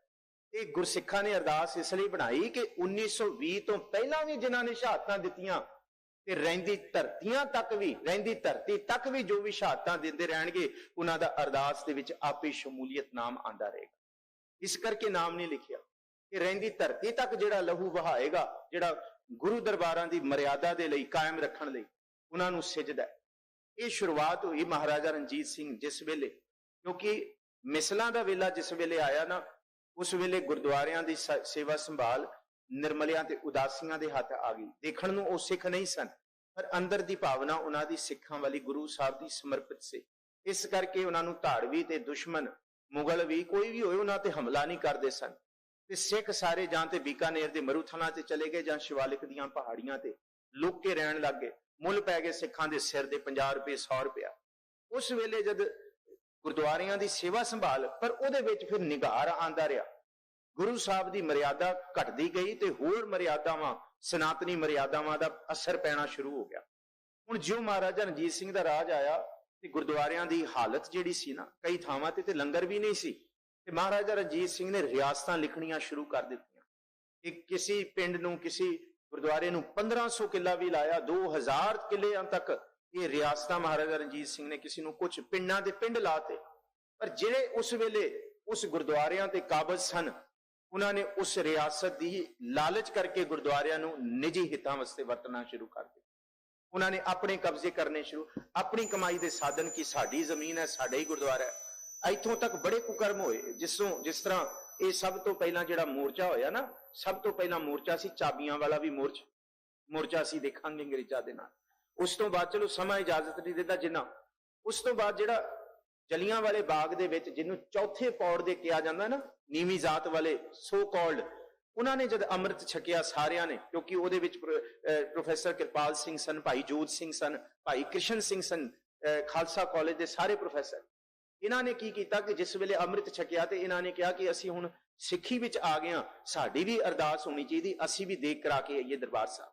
ਪਰ ਅੰਗਰੇਜ਼ਾਂ ਨੇ ਜਿਹੜਾ ਸਰਵਰਾ ਲਾਤਾ ਸੀ ਨਾ ਭਾਈ ਅਰੂੜ ਸਿੰਘ, ਉਹ ਐਡਾ ਕਾਬਜ਼ ਹੋ ਗਿਆ ਸੀ ਦਰਬਾਰ ਸਾਹਿਬ ਉੱਤੇ, ਉਹਨੇ ਫੈਸਲਾ ਲਾਤਾ ਸੀ ਕਿ 9 ਵਜੇ ਤੋਂ ਬਾਅਦ ਕਿਸੇ ਵੀ ਚੌਥੇ ਪੌੜ ਦੇ ਸਿੱਖ ਦੀ, ਭਾਵ ਕਿ ਨੀਵੀਂ ਅਖੌਤੀ ਜਾਤ ਵਾਲੇ ਦੀ ਦੇਗ ਪ੍ਰਵਾਨ ਨਹੀਂ ਹੋਏਗੀ। ਇਹ ਕੁਝ ਹੋਇਆ। ਤੇ ਜਦ ਉੱਥੇ ਕਿਰਪਾਲ ਸਿੰਘ ਹੋਰੀ, ਬਾਬਾ ਹਰਕਿਸ਼ਨ ਸਿੰਘ ਹੋਰੀ ਤੇ ਆ ਸਾਰੇ ਆਏ, ਇਹਨਾਂ ਨੇ ਭਾਈ ਜੋਤ ਸਿੰਘ, ਇਹਨਾਂ ਨੇ ਕਿਹਾ ਦੇਗ ਕਬੂਲ, ਕਹਿੰਦੇ ਦੇਗ ਕਬੂਲ ਨਹੀਂ ਹੋਏਗੀ। ਕਹਿੰਦੇ ਕਿਉਂ ਜੀ? ਇਹ ਇੱਥੇ ਤੇ ਕੋਈ ਬੋਲੇ ਰਾਮ ਰਾਮ ਕੋਈ ਖੁਦਾਏ, ਇੱਥੇ ਤੇ ਨੀਚਾ ਊਚ ਕਰੇ ਮੇਰਾ ਗੋਬਿੰਦ ਕਾਹੂ ਤੇ ਨਾ ਡਰੇ, ਇਹ ਤੇ ਉਹ ਅਵਸਥਾ ਹੈ। ਇਹਨੇ ਕਿਹਾ ਨਹੀਂ, ਇਹ ਨਹੀਂ ਹੋ ਸਕਦਾ। ਉੱਥੇ ਹੱਥਾਂ ਪਾਈ ਹੋਣ ਦੀ ਨੌਬਤ ਆਉਣ ਲੱਗੀ, ਪਰ ਇਹ ਫੈਸਲਾ ਹੋਇਆ ਕਿ ਹੁਣ ਹੁਕਮਨਾਮਾ ਲਓ, ਜੋ ਹੁਕਮਨਾਮਾ ਆਏਗਾ ਉਹ ਹੋਏਗਾ। ਫਿਰ ਜਿਹੜਾ ਹੁਕਮਨਾਮਾ ਆਇਆ ਗੁਰੂ ਅਮਰਦਾਸ ਜੀ ਦਾ, ਉਹ ਇਹ ਆਇਆ ਕਿ ਜਿਹੜੇ ਨੀਵੇਂ ਵੀ ਆਉਂਦੇ ਨੇ ਉਹ ਸਤਿਗੁਰੂ ਉੱਚਾ ਕਰਦਾ ਹੈ, ਇਹ ਬਖਸ਼ਿਸ਼। ਉਸ ਵੇਲੇ ਜਕਾਰਾ ਛੱਡਿਆ ਗਿਆ ਦਰਬਾਰ ਸਾਹਿਬ ਦੇ ਵਿੱਚ, ਉਸ ਵੇਲੇ ਫਿਰ ਦੇਗ ਕਬੂਲ ਕੀਤੀ ਗਈ। ਉਸ ਤੋਂ ਬਾਅਦ ਜਿਹੜੀ ਦੂਸਰੀ ਹੋਈ, ਤਰਨ ਤਾਰਨ ਸਾਹਿਬ ਦੇ ਉੱਤੇ ਕਬਜ਼ਾ ਸੀ, ਤੇ ਉਹ ਉਸ ਕਬਜ਼ੇ ਨੂੰ ਛੁਡਾਉਣ ਵਾਸਤੇ ਦੇਖੋ ਬੜੀ ਸ਼ਹਾਦਤਾਂ ਹੋਈਆਂ। ਉਹਨਾਂ ਨੇ ਸ਼ਰਾਬ ਦੀਆਂ ਬੋਤਲਾਂ ਸਰੋਵਰ ਦੇ ਵਿੱਚ ਠੰਡੀਆਂ ਕਰਨੀਆਂ। ਤਰਨ ਤਾਰਨ ਸਾਹਿਬ ਜੀ ਦੀ ਪਰਿਕਰਮਾ ਦੇ ਵਿੱਚ ਗਿੱਧਿਆਂ ਦੇ ਨਾਚ ਦੇ ਹੋਰ ਮੇਲੇ ਲੱਗਣੇ, ਚੰਡੋਲ ਲੱਗਣੇ ਸ਼ੁਰੂ ਹੋ ਗਏ, ਚੰਡੋਲ ਜਿਹਨੂੰ ਕਹਿੰਦੇ ਝੂਲੇ ਲੱਗਣੇ ਸ਼ੁਰੂ ਹੋ ਗਏ, ਬੜੇ ਕੁਕਰਮ ਹੋਣੇ ਸ਼ੁਰੂ ਹੋ ਗਏ। ਇਹਨਾਂ ਕੁਕਰਮਾਂ ਨੂੰ ਧੋਣ ਵਾਸਤੇ ਫਿਰ ਸਿੱਖਾਂ ਨੇ ਇਹ ਫੈਸਲਾ ਤਾਂ ਹੋਇਆ ਸੀ ਜਦ 7ਵੀਂ ਕਾਨਫਰੰਸ ਹੋਈ ਸੀ ਸਿੱਖਾਂ ਦੀ, ਇੰਟਰਨੈਸ਼ਨਲ ਕਾਨਫਰੰਸ ਜਿਹੜੀ ਹੁੰਦੀ ਸੀ। ਉਹਦੇ ਵਿੱਚ ਇੱਕ ਸਿੰਧੀ ਜੱਜ ਸੀ ਜਿਹੜਾ ਨਨਕਾਣਾ ਸਾਹਿਬ ਗਿਆ ਸੀ, ਜਿਹਦੀ 12-13 ਸਾਲ ਦੀ ਕੁੜੀ ਦੀ ਪੱਤ ਬੇਪੱਤ ਕਰਤੀ ਸੀ ਮਹੰਤ ਨਰੈਣੂ ਨੇ, 12 ਸਾਲ ਦੀ ਕੁੜੀ ਦੀ। ਉਹ ਸਾਰਾ ਪਰਿਵਾਰ, ਉਹ ਸਿੰਧੀ ਜੱਜ ਸੀ, ਰਿਟਾਇਰ ਹੋ ਕੇ ਸ਼ੁਕਰਾਨਾ ਕਰਨ ਗਿਆ ਸੀ। ਉਹਨੇ ਕਾਨਫਰੰਸ ਵਿੱਚ ਆ ਕੇ, ਉਸ ਕਾਨਫਰੰਸ ਦੀ ਸ਼ੁਰੂਆਤ ਸੰਤ ਅਤਰ ਸਿੰਘ ਹੋਰਾਂ ਨੇ ਕੀਤੀ ਸੀ ਕੀਰਤਨ ਕਰਕੇ। ਉਹਦੇ ਵਿੱਚ ਸੰਤ ਅਤਰ ਸਿੰਘ ਵੀ ਸਨ, ਭਾਈ ਲక్ష్మణ ਸਿੰਘ ਧਾਰੋਵਾਲ ਸਨ, ਭਾਈ ਕੇਸਰ ਸਿੰਘ ਛੱਬਰ ਸਿੰਘ, ਭਾਈ ਬੂਟਾ ਸਿੰਘ, ਭਾਈ ਟਹਿਲ ਸਿੰਘ ਸਨ, ਭਾਈ ਵਰਿਆਮ ਸਿੰਘ ਸਨ, ਭਾਈ ਮਾਨ ਸਿੰਘ ਕਿਰਪਾਨ ਬਹਾਦਰ, ਇਹ ਸਾਰੇ ਸਿੱਖ ਉੱਥੇ ਮੋਢੀ ਮੌਜੂਦ ਸਨ। ਉਹਨੇ ਕਿਹਾ, ਉਹ ਸਿੱਖੋ, ਤੁਸੀਂ ਤੇ ਦੂਸਰਿਆਂ ਦੀਆਂ ਧੀਆਂ ਭੈਣਾਂ ਨੂੰ ਬਚਾ ਕੇ ਲਿਆਉਂਦੇ ਰਹੇ ਹੋ, ਅੱਜ ਤੁਹਾਡੇ ਆਪਣਿਆਂ ਦੀ ਪੱਤ ਬੇਪੱਤੀ ਹੋ ਰਹੀ ਹੈ, ਕਿੱਥੇ ਸੁੱਤੇ ਪਏ ਹੋ? ਜਦ ਉਸ ਸਿੰਧੀ ਜੱਜ ਨੇ ਕਿਹਾ ਨਾ, ਫਿਰ ਲక్ష్మణ ਸਿੰਘ ਧਾਰੋਵਾਲ ਨੇ ਅੰਦਰ ਹੀ ਅਰਦਾਸ ਕੀਤੀ ਕਿ ਸੱਚੇ ਪਾਤਸ਼ਾਹ ਤੇਰੇ ਸਥਾਨ ਦੀ ਬੇਕਦਰੀ ਮੈਂ ਆਪਣੇ ਲਹੂ ਨਾਲ ਧੋ ਕੇ ਪਵਿੱਤਰ ਕਰਾਂਗਾ। ਇਹ ਫੈਸਲਾ ਹੋਇਆ। ਫਿਰ ਵੈਸੇ ਤੇ ਸ਼੍ਰੋਮਣੀ ਕਮੇਟੀ ਜਿਹੜੀ ਉਸ ਵੇਲੇ, ਕਿਉਂਕਿ ਇਹ ਵਿਉਂਤ ਸਾਰੀ 1874 ਤੋਂ ਸ਼ੁਰੂ ਹੋ ਗਈ ਸੀ ਬਣਨੀ, ਤੇ 1914 ਤੱਕ ਇਹ ਸਾਰਾ ਉਸ ਵੇਲੇ ਕਮੇਟੀ ਦਾ ਲਾਅ ਤਿਆਰ ਹੋਣਾ ਔਰ ਸਾਰਾ ਅਕਾਲ ਤਖਤ ਸਾਹਿਬ 'ਚ ਫੈਸਲੇ ਹੋਣੇ, ਇਹ ਸਭ ਕੁਝ ਹੋਇਆ। ਪਰ ਇਹ 4 ਮੋਢੀ ਸਿੱਖ ਸਨ। ਵੈਸੇ ਤੇ ਮਾਸਟਰ ਤਾਰਾ ਸਿੰਘ ਵੀ ਇਹਨਾਂ ਵਿੱਚ ਆਗੂ ਸਨ ਕਿ ਇਹ ਗੁਰਦੁਆਰਿਆਂ ਦੇ ਪ੍ਰਬੰਧ ਤੇ ਇਹ ਵਿਉਂਤ ਬਣਾਈ ਗਈ ਕਿ ਇਹ ਤਕਰੀਬਨ 7, 8 ਤੇ 9 ਮਾਰਚ ਨੂੰ ਮਹੰਤ ਨੇ ਕਾਨਫਰੰਸ ਤੇ ਜਾਣਾ ਹੈ। ਉਹ ਕਾਨਫਰੰਸ ਤੇ ਜਾਏਗਾ ਤੇ ਪਿੱਛੇ ਜਾ ਕੇ ਅਸੀਂ ਸ਼ਾਂਤਮਈ ਢੰਗ ਨਾਲ ਉਥੇ ਗੁਰਦੁਆਰਾ ਸਾਹਿਬ ਦੀ ਸੇਵਾ ਸੰਭਾਲ, ਕਬਜ਼ਾ ਨਹੀਂ, ਗੁਰਦੁਆਰਾ ਸਾਹਿਬ ਦੀ ਸੇਵਾ ਸੰਭਾਲ ਕਰ ਲਾਂਗੇ। ਪਰ ਉਹਨੂੰ ਸੂ ਮਿਲ ਗਈ ਕਿ 21 ਤਰੀਕ 7, 8, 9 ਮਾਰਚ ਨੂੰ ਆ ਰਿਹਾ।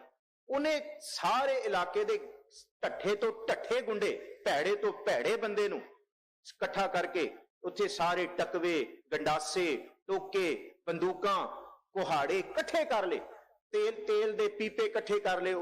ਉਹਨੇ ਸਾਰੇ ਲੱਕੜਾਂ ਦੇ ਪ੍ਰਬੰਧ ਕੀ, ਹੁਣ ਆਉਣ 7, 8, 9 ਤਰੀਕ ਨੂੰ ਤੇ ਮੈਂ ਇਹਨਾਂ ਨੂੰ ਦੱਸਦਾ ਕਿ ਇਹ ਮੇਰੀ ਥਾਂ ਹੈ ਤੇ ਤੁਸੀਂ ਕੌਣ ਹੁੰਦੇ ਹੋ। ਮੁੜ ਕੇ ਬੁੜਕਣਗੇ ਨਹੀਂ, ਕਹਿਣਗੇ ਨਹੀਂ ਕਿ ਕਦੀ ਗੁਰਦੁਆਰਾ ਸਾਹਿਬ ਅਸੀਂ ਦੇਖਣਾ। ਹੁਣ ਸਿੱਖਾਂ ਦਾ ਉਹ ਆਪਣਾ ਕੱਲਾ ਗੁਰੂ ਨਾਨਕ ਸਾਹਿਬ ਦਾ ਥਾਂ ਨਹੀਂ, ਉਹ ਸਿੱਖੀ ਦੇ ਬੂਟੇ ਦਾ ਪਨਪਨ ਦਾ ਥਾਂ ਸੀ। ਜਿਸ ਥਾਂ ਨੂੰ ਜੇ ਰਾਏ ਭੋਏ ਕਹਿੰਦਾ ਇਹ ਅੱਜ ਤੋਂ ਬਾਅਦ ਮੇਰੀ ਤਲਵੰਡੀ ਨਹੀਂ, ਇਹ ਨਾਨਕ ਆਣਾ ਹੈ। ਆਇਣਾ ਕਹਿੰਦੇ ਘਰ ਗੁਰੂ ਨਾਨਕ ਸਾਹਿਬ ਦਾ ਘਰ ਹੈ, ਇਹਨੂੰ ਗੁਰਦੁਆਰਾ ਨਨਕਾਣਾ ਸਾਹਿਬ ਯਾਦ ਕੀਤਾ ਜਾਏਗਾ, ਇਹਨੂੰ ਕੋਈ ਨਹੀਂ ਰਾਏ ਭੋਏ ਦੀ ਤਲਵੰਡੀ ਯਾਦ ਕਰੇਗਾ। ਹੁਣ ਸਿੱਖਾਂ ਨੇ 4 ਮੋਢੀ ਸਿੱਖਾਂ ਨੇ ਫੈਸਲਾ ਲਿਆ। ਉਹਾਂ ਤੇ ਇਹ ਪਤਾ ਲੱਗ ਗਿਆ ਸੀ ਕਿਉਂਕਿ ਜਿਹੜੇ ਭਾਈ ਵਰਿਆਮ ਸਿੰਘ ਸਨ ਨਾ ਕਾਰਖਾਨੇ ਵਾਲੇ, ਇਹ ਸੂਈਏ ਸਿੱਖ ਸਨ, ਨਾਲ ਭਾਈ ਵਰਿਆਮ ਸਿੰਘ ਤੇ ਭਾਈ ਬੂਟਾ ਸਿੰਘ, ਇਹ ਸੂ ਲੈ ਕੇ ਆਉਂਦੇ ਸਨ ਅੰਗਰੇਜ਼ਾਂ ਦੀ ਤੇ ਇਹ ਮਹੰਤ ਨਰੈਣੂ ਦੀ ਕੀ ਫੈਸਲਾ। ਪਤਾ ਲੱਗ ਗਿਆ ਕਿ ਇਹਨੇ ਤਿਆਰੀਆਂ ਕੀਤੀਆਂ। ਫਿਰ ਸਿੱਖਾਂ ਨੇ ਤਿਆਰੀ ਕੀਤੀ ਕਿ ਮਹੰਤ ਨਰੈਣੂ ਨੇ 20 ਤਰੀਕ ਰਾਤ ਨੂੰ ਨਿਕਲਣਾ, 21 ਨੂੰ ਉਹ ਇੱਥੇ ਨਹੀਂ ਹੋਏਗਾ। ਅਸੀਂ 21 ਅੰਮ੍ਰਿਤ ਵੇਲੇ ਜਾ ਕੇ ਮਹਾਰਾਜ ਦਾ ਪ੍ਰਕਾਸ਼ ਕਰਾਂਗੇ ਤੇ ਉੱਥੇ ਸ਼ਾਂਤਮਈ ਢੰਗ ਨਾਲ ਸੇਵਾ ਸੰਭਾਲ ਕਰਨਾ। 20 ਫਰਵਰੀ ਰਾਤੀ ਮਹੰਤ ਗੱਡੀ ਤੇ ਸਵਾਰ ਹੋਇਆ, ਉਹ ਲਾਹੌਰ ਵੱਲ ਜਾਣ ਲਈ। ਉੱਥੇ ਪਿੱਛੇ ਗੱਡੀ ਤੁਰੀ ਹੈ ਤੇ ਪਿੱਛੇ ਬੈਠੀ ਮਰਾਸਨ, ਉਹ ਨਰੈਣੂ ਕਿੱਥੇ ਪਿਆ ਵੰਜਣਾ, ਵੇਖ ਕਾਲੀ ਤੇ ਨੀਲੀ ਪੱਗਾਂ ਵਾਲੇ ਆ ਗਏ ਕਬਜ਼ਾ ਲੈਣ ਲਈ।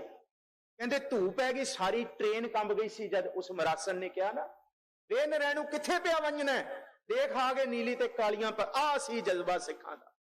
ਆਏ ਸ਼ਾਂਤਮਈ ਢੰਗ ਨਾਲ ਸੀ, ਪਰ ਲੱਤਾਂ ਕੰਬਾਤੀਆਂ। ਚਲਦੀ ਟ੍ਰੇਨ ਵਿੱਚੋਂ ਮਹੰਤ ਨਰੈਣੂ ਨੇ ਛਾਲ ਮਾਰੀ। ਸਾਰੀ ਰਾਤ ਤਿਆਰੀ, ਪਰ ਇਹ 4 ਸਿੱਖ, ਕਿਉਂਕਿ ਪਿੱਛੋਂ ਮਾਸਟਰ ਤਾਰਾ ਸਿੰਘ ਨੇ 60 ਸਿੱਖਾਂ ਦੀ ਮੋਹਰ ਲਵਾ ਕੇ ਇਹ ਫੈਸਲਾ ਲੈ ਲਿਆ ਸੀ, ਸਿੱਖ ਨਹੀਂ ਜਾਣਗੇ ਕਿਉਂਕਿ ਨੁਕਸਾਨ ਹੋਏਗਾ। ਮਾਸਟਰ ਤਾਰਾ ਸਿੰਘ ਨੇ ਸਭ ਨੂੰ, ਹੁਣ ਬਰਿਆਮ ਸਿੰਘ ਕਾਰਖਾਨੇ ਵਾਲੇ ਨੂੰ ਚਿੱਠੀ ਦਿਖਾਤੀ, ਕਹਿੰਦੇ ਲਕਸ਼ਮਣ ਸਿੰਘ ਧਾਰੋਵਾਲ ਨੂੰ ਕੌਣ ਰੋਕੇਗਾ, ਜਿਨੇ ਪਹਿਲਾ ਹੁਕਮਨਾਮਾ ਲਿਆ ਤਨ ਮਨ ਕਾਟ ਕਾਟ ਸਭ ਅਰਪੀ ਵਿੱਚ ਅਗਨੀ। ਜਿਨੇ ਫਿਰ ਦੂਸਰਾ ਹੁਕਮਨਾਮਾ, ਜਦ ਸਿੱਖ ਚੰਦਰਕੋਟ ਦੀ ਝਾਲ ਤੇ ਇਕੱਠੇ ਹੁੰਦੇ ਆ ਤਾਂ ਹੁਕਮਨਾਮਾ ਆਇਆ, ਤਾਂ ਵੀ ਹੁਕਮਨਾਮਾ ਇਹੀ ਆਇਆ, ਤਨ ਮਨ ਕਾਟ ਕਾਟ ਸਭ ਅਰਪੀ ਵਿੱਚ ਅਗਨੀ। ਮੈਂ ਸਿਰਫ ਟਿਊਕ ਮਾਤਰ ਕਹਿ ਰਿਹਾ ਸੰਗਤ ਜੀ, ਇਤਿਹਾਸ ਬਹੁਤ ਲੰਮੇਰਾ। ਭਾਈ ਤਜਿੰਦਰ ਸਿੰਘ ਜੀ ਵੀ ਬੈਠੇ, ਹੋਰ ਭਾਈ ਸਾਹਿਬ ਵੀ ਬੈਠੇ ਹੋਏ ਨੇ, ਹੋਰ ਸੰਗਤ ਸਾਰੇ ਜਾਣਦੇ ਹੋ ਆਪ ਇਸ ਇਤਿਹਾਸ ਬਾਰੇ। ਸਿਰਫ ਪਰ ਜਿਹੜੇ ਮੋਢੀ 4 ਸਿੰਘ ਸਨ, ਉਹਨਾਂ ਨੇ ਫੈਸਲਾ ਲਿਆ ਕਿ ਅਸੀਂ ਜਾਵਾਂਗੇ ਜਥੇ ਦੇ ਨਾਲ। ਭਾਈ ਲਕਸ਼ਮਣ ਸਿੰਘ ਧਾਰੋਵਾਲ ਸੀ ਉਹਦੇ ਵਿੱਚ ਭਾਈ ਕੇਰ ਸਿੰਘ ਸੀ, ਭਾਈ ਬੂਟਾ ਸਿੰਘ ਤੇ ਭਾਈ ਟਹਿਲ ਸਿੰਘ। ਇਹਨਾਂ ਚਾਰਿਆਂ ਨੇ ਫਿਰ ਕੂਚ ਕੀਤੀ, ਕਹਿੰਦੇ ਹੁਣ ਕੋਈ ਨਹੀਂ ਰੋਕ ਸਕਦਾ ਸੀ। ਉਹਾਂ ਤੇ ਵਰਿਆਮ ਸਿੰਘ ਦੇ ਜਿਹੜੇ ਕਾਫਲੇ ਨੂੰ ਰੋਕਣ ਦਾ ਯਤਨ ਕੀਤਾ ਗਿਆ, ਉਹ ਰੁਕ ਗਿਆ। ਕਹਿੰਦੇ ਲਕਸ਼ਮਣ ਸਿੰਘ ਨੂੰ ਕੌਣ ਰੋਕੇਗਾ, ਜਿਸ ਥਾਂ ਤੇ ਮਿਲਣਾ ਸੀ ਲਕਸ਼ਮਣ ਸਿੰਘ ਦਾ ਜੱਥਾ ਉਸ ਥਾਂ ਤੇ ਨਹੀਂ ਮਿਲਿਆ, ਉਹ ਹੋਰ ਥਾਂ ਤੋਂ ਹੋ ਕੇ ਲੰਘੇ। ਸਵੇਰੇ 5:20 ਤੇ ਉਹਨਾਂ ਨੇ ਫੈਸਲਾ ਲਿਆ, ਅੰਮ੍ਰਿਤ ਵੇਲੇ ਜਾ ਕੇ ਅਸੀਂ ਨਨਕਾਣਾ ਸਾਹਿਬ 'ਚ ਪ੍ਰਕਾਸ਼ ਕਰਕੇ ਤੇ ਮਹਾਰਾਜ ਜੀ ਦੀ ਸਰੂਪ ਤੋਂ ਆਸਾ ਕੀ ਵਾਰ ਪੜਾਂਗੇ। ਪਰ ਇਹ ਨਹੀਂ ਪਤਾ ਕਿ ਅੱਗੇ ਮਹੰਤ ਨਰੈਣੂ ਜਿਹੜਾ ਸੜਿਆ ਹੋਇਆ ਅੱਤ ਦਾ, ਅੰਦਰੋਂ ਮਲੀਨਤਾ ਵਿਕਾਰਾਂ ਦੇ ਵਿੱਚ ਗਲਤਾਨ ਹੋਇਆ ਆਪਣੇ ਗੁੰਡਿਆਂ ਦੇ ਨਾਲ ਉਡੀਕ ਰਿਹਾ ਹੁੰਦਾ। ਆਉਂਦੇ ਸਾਰ ਉਹਨੇ ਸਭ ਤੋਂ ਪਹਿਲਾਂ ਬਾਬਾ ਟਹਿਲ ਸਿੰਘ, ਜਿਹੜੇ ਪਹਿਰੇਦਾਰ 'ਚ ਸੇਵਾ ਕਰ ਰਹੇ ਸਨ, ਉਹਦੇ ਸੀਨੇ ਵਿੱਚ ਗੋਲੀ ਮਾਰੀ। ਭਾਈ ਲਕਸ਼ਮਣ ਸਿੰਘ ਆਪ ਬਾਬਾ ਜੀ ਦੇ, ਮਹਾਰਾਜ ਜੀ ਦੇ ਕਾਬਿਆ ਸਾਹਿਬ, ਉਹਨੂੰ ਗੋਲੀ ਵੱਜੀ। ਮਹਾਰਾਜ ਜੀ ਦੇ ਸਰੂਪਾਂ ਨੂੰ ਗੋਲੀ ਮਾਰੀ ਉਸ ਵੇਲੇ ਮਹੰਤ ਨਰੈਣੂ, ਉਹਦੇ ਗੁੰਡਿਆਂ ਨੇ। ਕਹਿੰਦੇ ਕੱਟ ਵੱਢ ਦਿਓ, ਇੰਨੇ ਟੁਕੜੇ ਕਰ ਦਿਓ ਕਿ ਪਛਾਣੇ ਨਾ ਜਾਣ। 135 ਸਿੱਖਾਂ ਨੂੰ ਇੰਨਾ ਵੱਢਿਆ ਗਿਆ। ਉਸ ਥਾਂ ਤੇ ਨਨਕਾਣਾ ਸਾਹਿਬ ਦੀ ਜੂਹ ਤੇ ਨਦੀ ਵਹੀ ਸੀ ਲਹੂ ਦੀ ਅੱਜ ਦੇ ਦਿਨ। ਉੱਥੇ ਫਿਰ ਸਭ ਤੋਂ ਛੋਟਾ ਸ਼ਹੀਦ ਜਿਹੜਾ ਸੀ ਨਾ, ਭਾਈ ਕੇਰ ਸਿੰਘ ਦਾ ਪੁੱਤਰ ਭਾਈ ਦਰਬਾਰਾ ਸਿੰਘ, ਉਹਨੂੰ ਆਲੇ ਦੇ ਵਿੱਚ ਤਾਕੀ ਅਲਮਾਰੀ 'ਚ ਬੰਦ ਕਰਤਾ ਸੀ ਪਿਤਾ ਨੇ। ਜਦ ਸਾਰੇ ਸ਼ਹੀਦ ਹੋ ਗਏ, ਉਹ ਕਹਿੰਦੇ ਮੈਂ ਵੀ ਸ਼ਹੀਦ ਹੋਣਾ ਆਇਆ ਪਿਤਾ ਜੀ, ਮੈਂ ਵੀ ਸ਼ਹੀਦ ਹੋਣਾ। ਤੇ ਉੱਥੇ ਗੁੰਡੇ ਕਹਿੰਦੇ ਉਹ ਰਾਂਝਾ ਪੱਗਾ, ਇਹ ਸਾਰੇ ਨਾਮ ਨੇ ਉਹਨਾਂ ਦੇ ਜਿਨ੍ਹਾਂ ਨੇ ਸਿੰਘਾਂ ਨੂੰ ਟੁਕਿਆ ਤੇ ਟੁੱਕ ਕੇ ਇਕੱਲੇ ਰੱਖਿਆ ਨਹੀਂ। ਮਹੰਤ ਨਰੈਣੂ ਕਹਿੰਦਾ ਇਹਨਾਂ ਨੂੰ ਜੰਡ ਨਾਲ ਬੰਨ ਕੇ ਪੁੱਠਾ ਟੰਗ ਕੇ ਸਾੜ ਦੋ, ਤੇਲ ਪਾ ਕੇ ਇਕੱਠੀਆਂ ਕਰਕੇ ਸਰੀਰਾਂ ਨੂੰ। ਤੇ ਫਿਰ ਇਹ ਜਦ ਸੜ ਗਏ ਕਿੰਨੇ ਕੁ ਸਰੀਰ, ਉਸ ਤੋਂ ਬਾਅਦ ਕਿੰਨੇ ਟੋਕਰੇ ਸਤਿਗੁਰ ਜੀ ਦੇ ਇਹਨਾਂ ਅਨੰਨ ਸਿੱਖਾਂ ਦੇ, ਇਹ ਹੱਡੀਆਂ ਹੀ ਗਿਣੀਆਂ ਨਹੀਂ ਗਈਆਂ ਕਿੰਨੀਆਂ ਸਨ। ਕਿੰਨੇ ਕੁ ਸੀਸ, 123 ਤੇ ਖੋਪੜੀਆਂ ਮਿਲੀਆਂ ਸਿੱਖਾਂ ਦੀਆਂ ਅੱਜ ਦੇ ਦਿਨ, ਜਿਹੜਾ ਅੱਜ ਇਹ ਸਾਕਾ ਹੋਇਆ। ਸੋ ਸਤਿਗੁਰੂ ਸੱਚੇ ਪਾਤਸ਼ਾਹ ਮਹਾਰਾਜ। ਪਰ ਉਸ ਤੋਂ ਬਾਅਦ ਫਿਰ ਅੰਗਰੇਜ਼ ਵੀ ਆਇਆ, ਮਿਸਟਰ ਐਉਸਨ ਵੀ ਆਇਆ, ਇਹ ਸਾਰੇ ਜਿਹੜੇ ਆਏ ਫਿਰ ਇਹਨਾਂ ਨੇ ਤਾਲਾ ਲਾਇਆ। ਸਿੰਘ ਫਿਰ ਆਏ ਪਿੱਛੋਂ, ਭਾਈ ਕੇਰ ਸਿੰਘ ਪੱਲੂ ਫੇਰਿਆ, ਇਹ ਸਾਰੇ ਫਿਰ ਪਿੱਛੋਂ ਆਏ। ਇਹ ਹੁਣ ਸ਼ਹਾਦਤ ਹੋ ਗਈ ਹੈ, ਇਹ ਹੁਣ ਸਥਾਨ ਸਾਡਾ ਹੈ। ਤੇ ਉਸ ਵੇਲੇ ਜਦ ਅੰਗਰੇਜ਼ ਨੇ ਕਿਹਾ ਨਹੀਂ ਤੁਸੀਂ ਮੁੜ ਜਾਓ, ਕਹਿੰਦੇ ਹੁਣ ਅਸੀਂ ਮੁੜਨ ਨਹੀਂ ਆਏ, ਤੂੰ ਸਾਡਾ ਸ਼ਾਂਤਮਈ ਢੰਗ ਵੀ ਦੇਖ ਲਿਆ, ਜੇ ਹੁਣ ਮੋੜਨ ਦੀ ਗੱਲ ਕਰੇਗਾ ਤੇ ਇੱਥੇ ਸਾਰੇ ਆ ਕੇ ਇਸ ਥਾਂ ਤੇ ਤੁਹਾਨੂੰ ਦੱਸ ਦਾਂਗੇ ਕਿ ਇਹ ਥਾਂ ਸਾਡਾ ਹੀ ਹੈ, ਇਹ ਹੋਰ ਕਿਸੇ ਦਾ ਨਹੀਂ। ਸੋ ਅੱਜ ਜਿਸ ਤਰ੍ਹਾਂ ਆਪ ਜੀ ਨੂੰ ਦੱਸਿਆ ਗਿਆ ਕਿ ਜੇ ਅੱਜ ਅਸੀਂ ਸਿੰਘ ਸਭਾਵਾਂ ਦੇ ਵਿੱਚ ਆਨੰਦ ਮਾਣ ਰਹੇ ਹਾਂ, ਸੋ ਉਹਨਾਂ ਗੁਰਸਿੱਖਾਂ ਦੀ ਸ਼ਹਾਦਤਾਂ ਕਰਕੇ ਮਾਣ ਰਹੇ ਹਾਂ। ਸਮਾਂ ਸਮਾਪਤੀ ਵੱਲ ਹੈ। ਇਹ ਬੱਚਿਆਂ ਨੂੰ ਸ਼ਹਾਦਤਾਂ ਦੀ ਇਹ ਅਰਦਾਸ ਦੇ ਵਿੱਚ ਸੰਤ ਅਤਰ ਸਿੰਘ ਸ਼ਾਮਲ ਸਨ, ਭਾਈ ਜੋਤ ਸਿੰਘ ਸ਼ਾਮਲ ਸਨ, ਕਿਰਪਾਲ ਸਿੰਘ। ਉਸ ਵੇਲੇ ਆਰੇ ਸਮਾਜ ਬੜਾ ਕਹਿੰਦੇ ਸੀ ਕਿ ਨਹੀਂ ਜੀ ਇਹ ਸਾਰੀ ਅਰਦਾਸਾਂ ਝੂਠੀਆਂ ਨੇ, ਕਹਿੰਦੇ ਚੜਖੜੀਆਂ ਤੇ ਕੌਣ ਚੜ ਸਕਦਾ, ਬੰਦ ਕੌਣ ਕਟਾ ਸਕਦਾ। ਉਸ ਵੇਲੇ ਐਲਾਨ ਕਰਕੇ ਕਿਹਾ ਸੀ ਭਾਈ ਜੋਤ ਸਿੰਘ ਨੇ, ਓਏ ਜਿਹੜੇ ਕਹਿੰਦੇ ਸੋ ਕਿ ਇਹ ਝੂਠ ਹੈ, ਆ ਕੇ ਦੇਖ ਲਓ ਇਹ ਸਭ ਸੱਚ ਹੈ। ਗੁਰੂ ਕੇ ਸਿੱਖ ਬੰਦ ਰਹਿੰਦੀ ਧਰਤੀ ਤੱਕ ਵੀ ਕਟਵਾ ਸਕਦੇ ਆਪਣੇ ਗੁਰੂ ਤੇ ਗੁਰਧਾਮਾਂ ਦੇ। ਸੋ ਸਤਿਗੁਰੂ ਜੀ ਬਖਸ਼ਿਸ਼ ਕਰਨ। ਮੈਂ ਸਮਾਂ ਵੱਧ ਲਿਆ। ਭਾਈ ਸਾਹਿਬ ਆਏ ਨੇ ਅੱਜ 21 ਤਰੀਕ ਮਹੀਨੇ ਦੀ 21 ਤਰੀਕ, ਇਹ ਤਰਾਹਪਦ ਪਵੜੀਆਂ ਚੜੀਆ ਹੋਏ ਇੱਕ ਈਸ਼ਵਰ ਤੱਕ ਮਿਲ ਜਾਈਏ। ਇਹ ਕੋਈ ਗਿਣਤੀ ਵਾਲੀ ਗੱਲ ਨਹੀਂ। ਜਿਵੇਂ ਇੱਕ ਮਨ ਦੇ ਵਿੱਚ ਫੁਰਨਾ ਹੁੰਦਾ ਕਿ ਬਈ ਇੱਕ ਈਸ਼ ਹੈ, ਈਸ਼ਵਰ ਹੈ, ਉਸ ਵਾਹਿਗੁਰੂ ਨਾਲ ਮਿਲਣ ਦੀ ਦਾਤ, ਇਸ ਵਾਹਿਗੁਰੂ ਦੀ ਦੀਦਾਰ ਕਰਨ ਦੀ ਬਖਸ਼ਿਸ਼। ਸੋ ਇਹ 21 ਤਰੀਕ ਹਰ ਮਹੀਨੇ ਦੀ ਰੱਖੀ ਗਈ ਹੈ ਆਪ ਸੰਗਤ ਲਈ। ਭਾਈ ਸਾਹਿਬ ਜੀ ਆਪ ਜੀ ਨੂੰ ਕਥਾ ਤੋਂ ਬਾਅਦ ਅੱਜ ਸਮਾਂ ਸਿਰਫ ਇਤਿਹਾਸ ਦਾ ਸੀ ਦਿਹਾੜਾ, ਇਸ ਕਰਕੇ 15 ਮਿੰਟ ਦਾਸ ਨੇ ਵੱਧ ਲਏ ਨੇ। ਆਪ ਸੰਗਤਾਂ ਦੇ ਹੁਕਮ ਨੂੰ ਸਿਰ ਮੱਥੇ ਕਬੂਲ ਕੀਤਾ। ਸੋ ਸੱਚੇ ਪਾਤਸ਼ਾਹ ਨੇ ਇਸ ਤੋਂ ਬਾਅਦ ਫਿਰ ਹੋਰ ਜਿੰਨੇ ਜੈਤੋ ਦੇ ਮੋਰਚੇ ਜਾਂ ਹੋਰ ਬੜੇ ਥਾਂ ਸੀ, ਮਹੰਤ ਛੱਡ ਕੇ ਚਲੇ ਗਏ ਸਨ, ਅੰਗਰੇਜ਼ਾਂ ਨੇ ਕਬਜ਼ੇ ਛੱਡਤੇ ਸਨ, ਉਹ ਫਿਰ ਗੁਰੂ ਸਿੱਖਾਂ ਦੀ ਝੋਲੀ 'ਚ ਪਈ ਸਾਰੀ ਸੇਵਾ ਸੰਭਾਲ। ਸਾਰਿਆਂ ਦਾ ਧੰਨਵਾਦ, ਭੁੱਲਾਂ ਚੁੱਕਾਂ ਦੀ ਖਿਮਾ। ਭਾਈ ਸਾਹਿਬ ਜੀ ਨੂੰ ਜਿਉਂ ਆਇਆਂ ਨੂੰ ਭਾਈ ਸਾਹਿਬ ਜੀ ਇੱਕ ਜਕਾਰੇ ਨਾਲ ਕਰਾਉਣਗੇ। ਆਪ ਸਾਰੇ ਫਤਿਹ ਬੁਲਾਓ ਜੀ, ਆਖੋ ਜੀ ਵਾਹਿਗੁਰੂ ਜੀ ਕਾ ਖਾਲਸਾ, ਵਾਹਿਗੁਰੂ ਜੀ ਕੀ ਫਤਿਹ।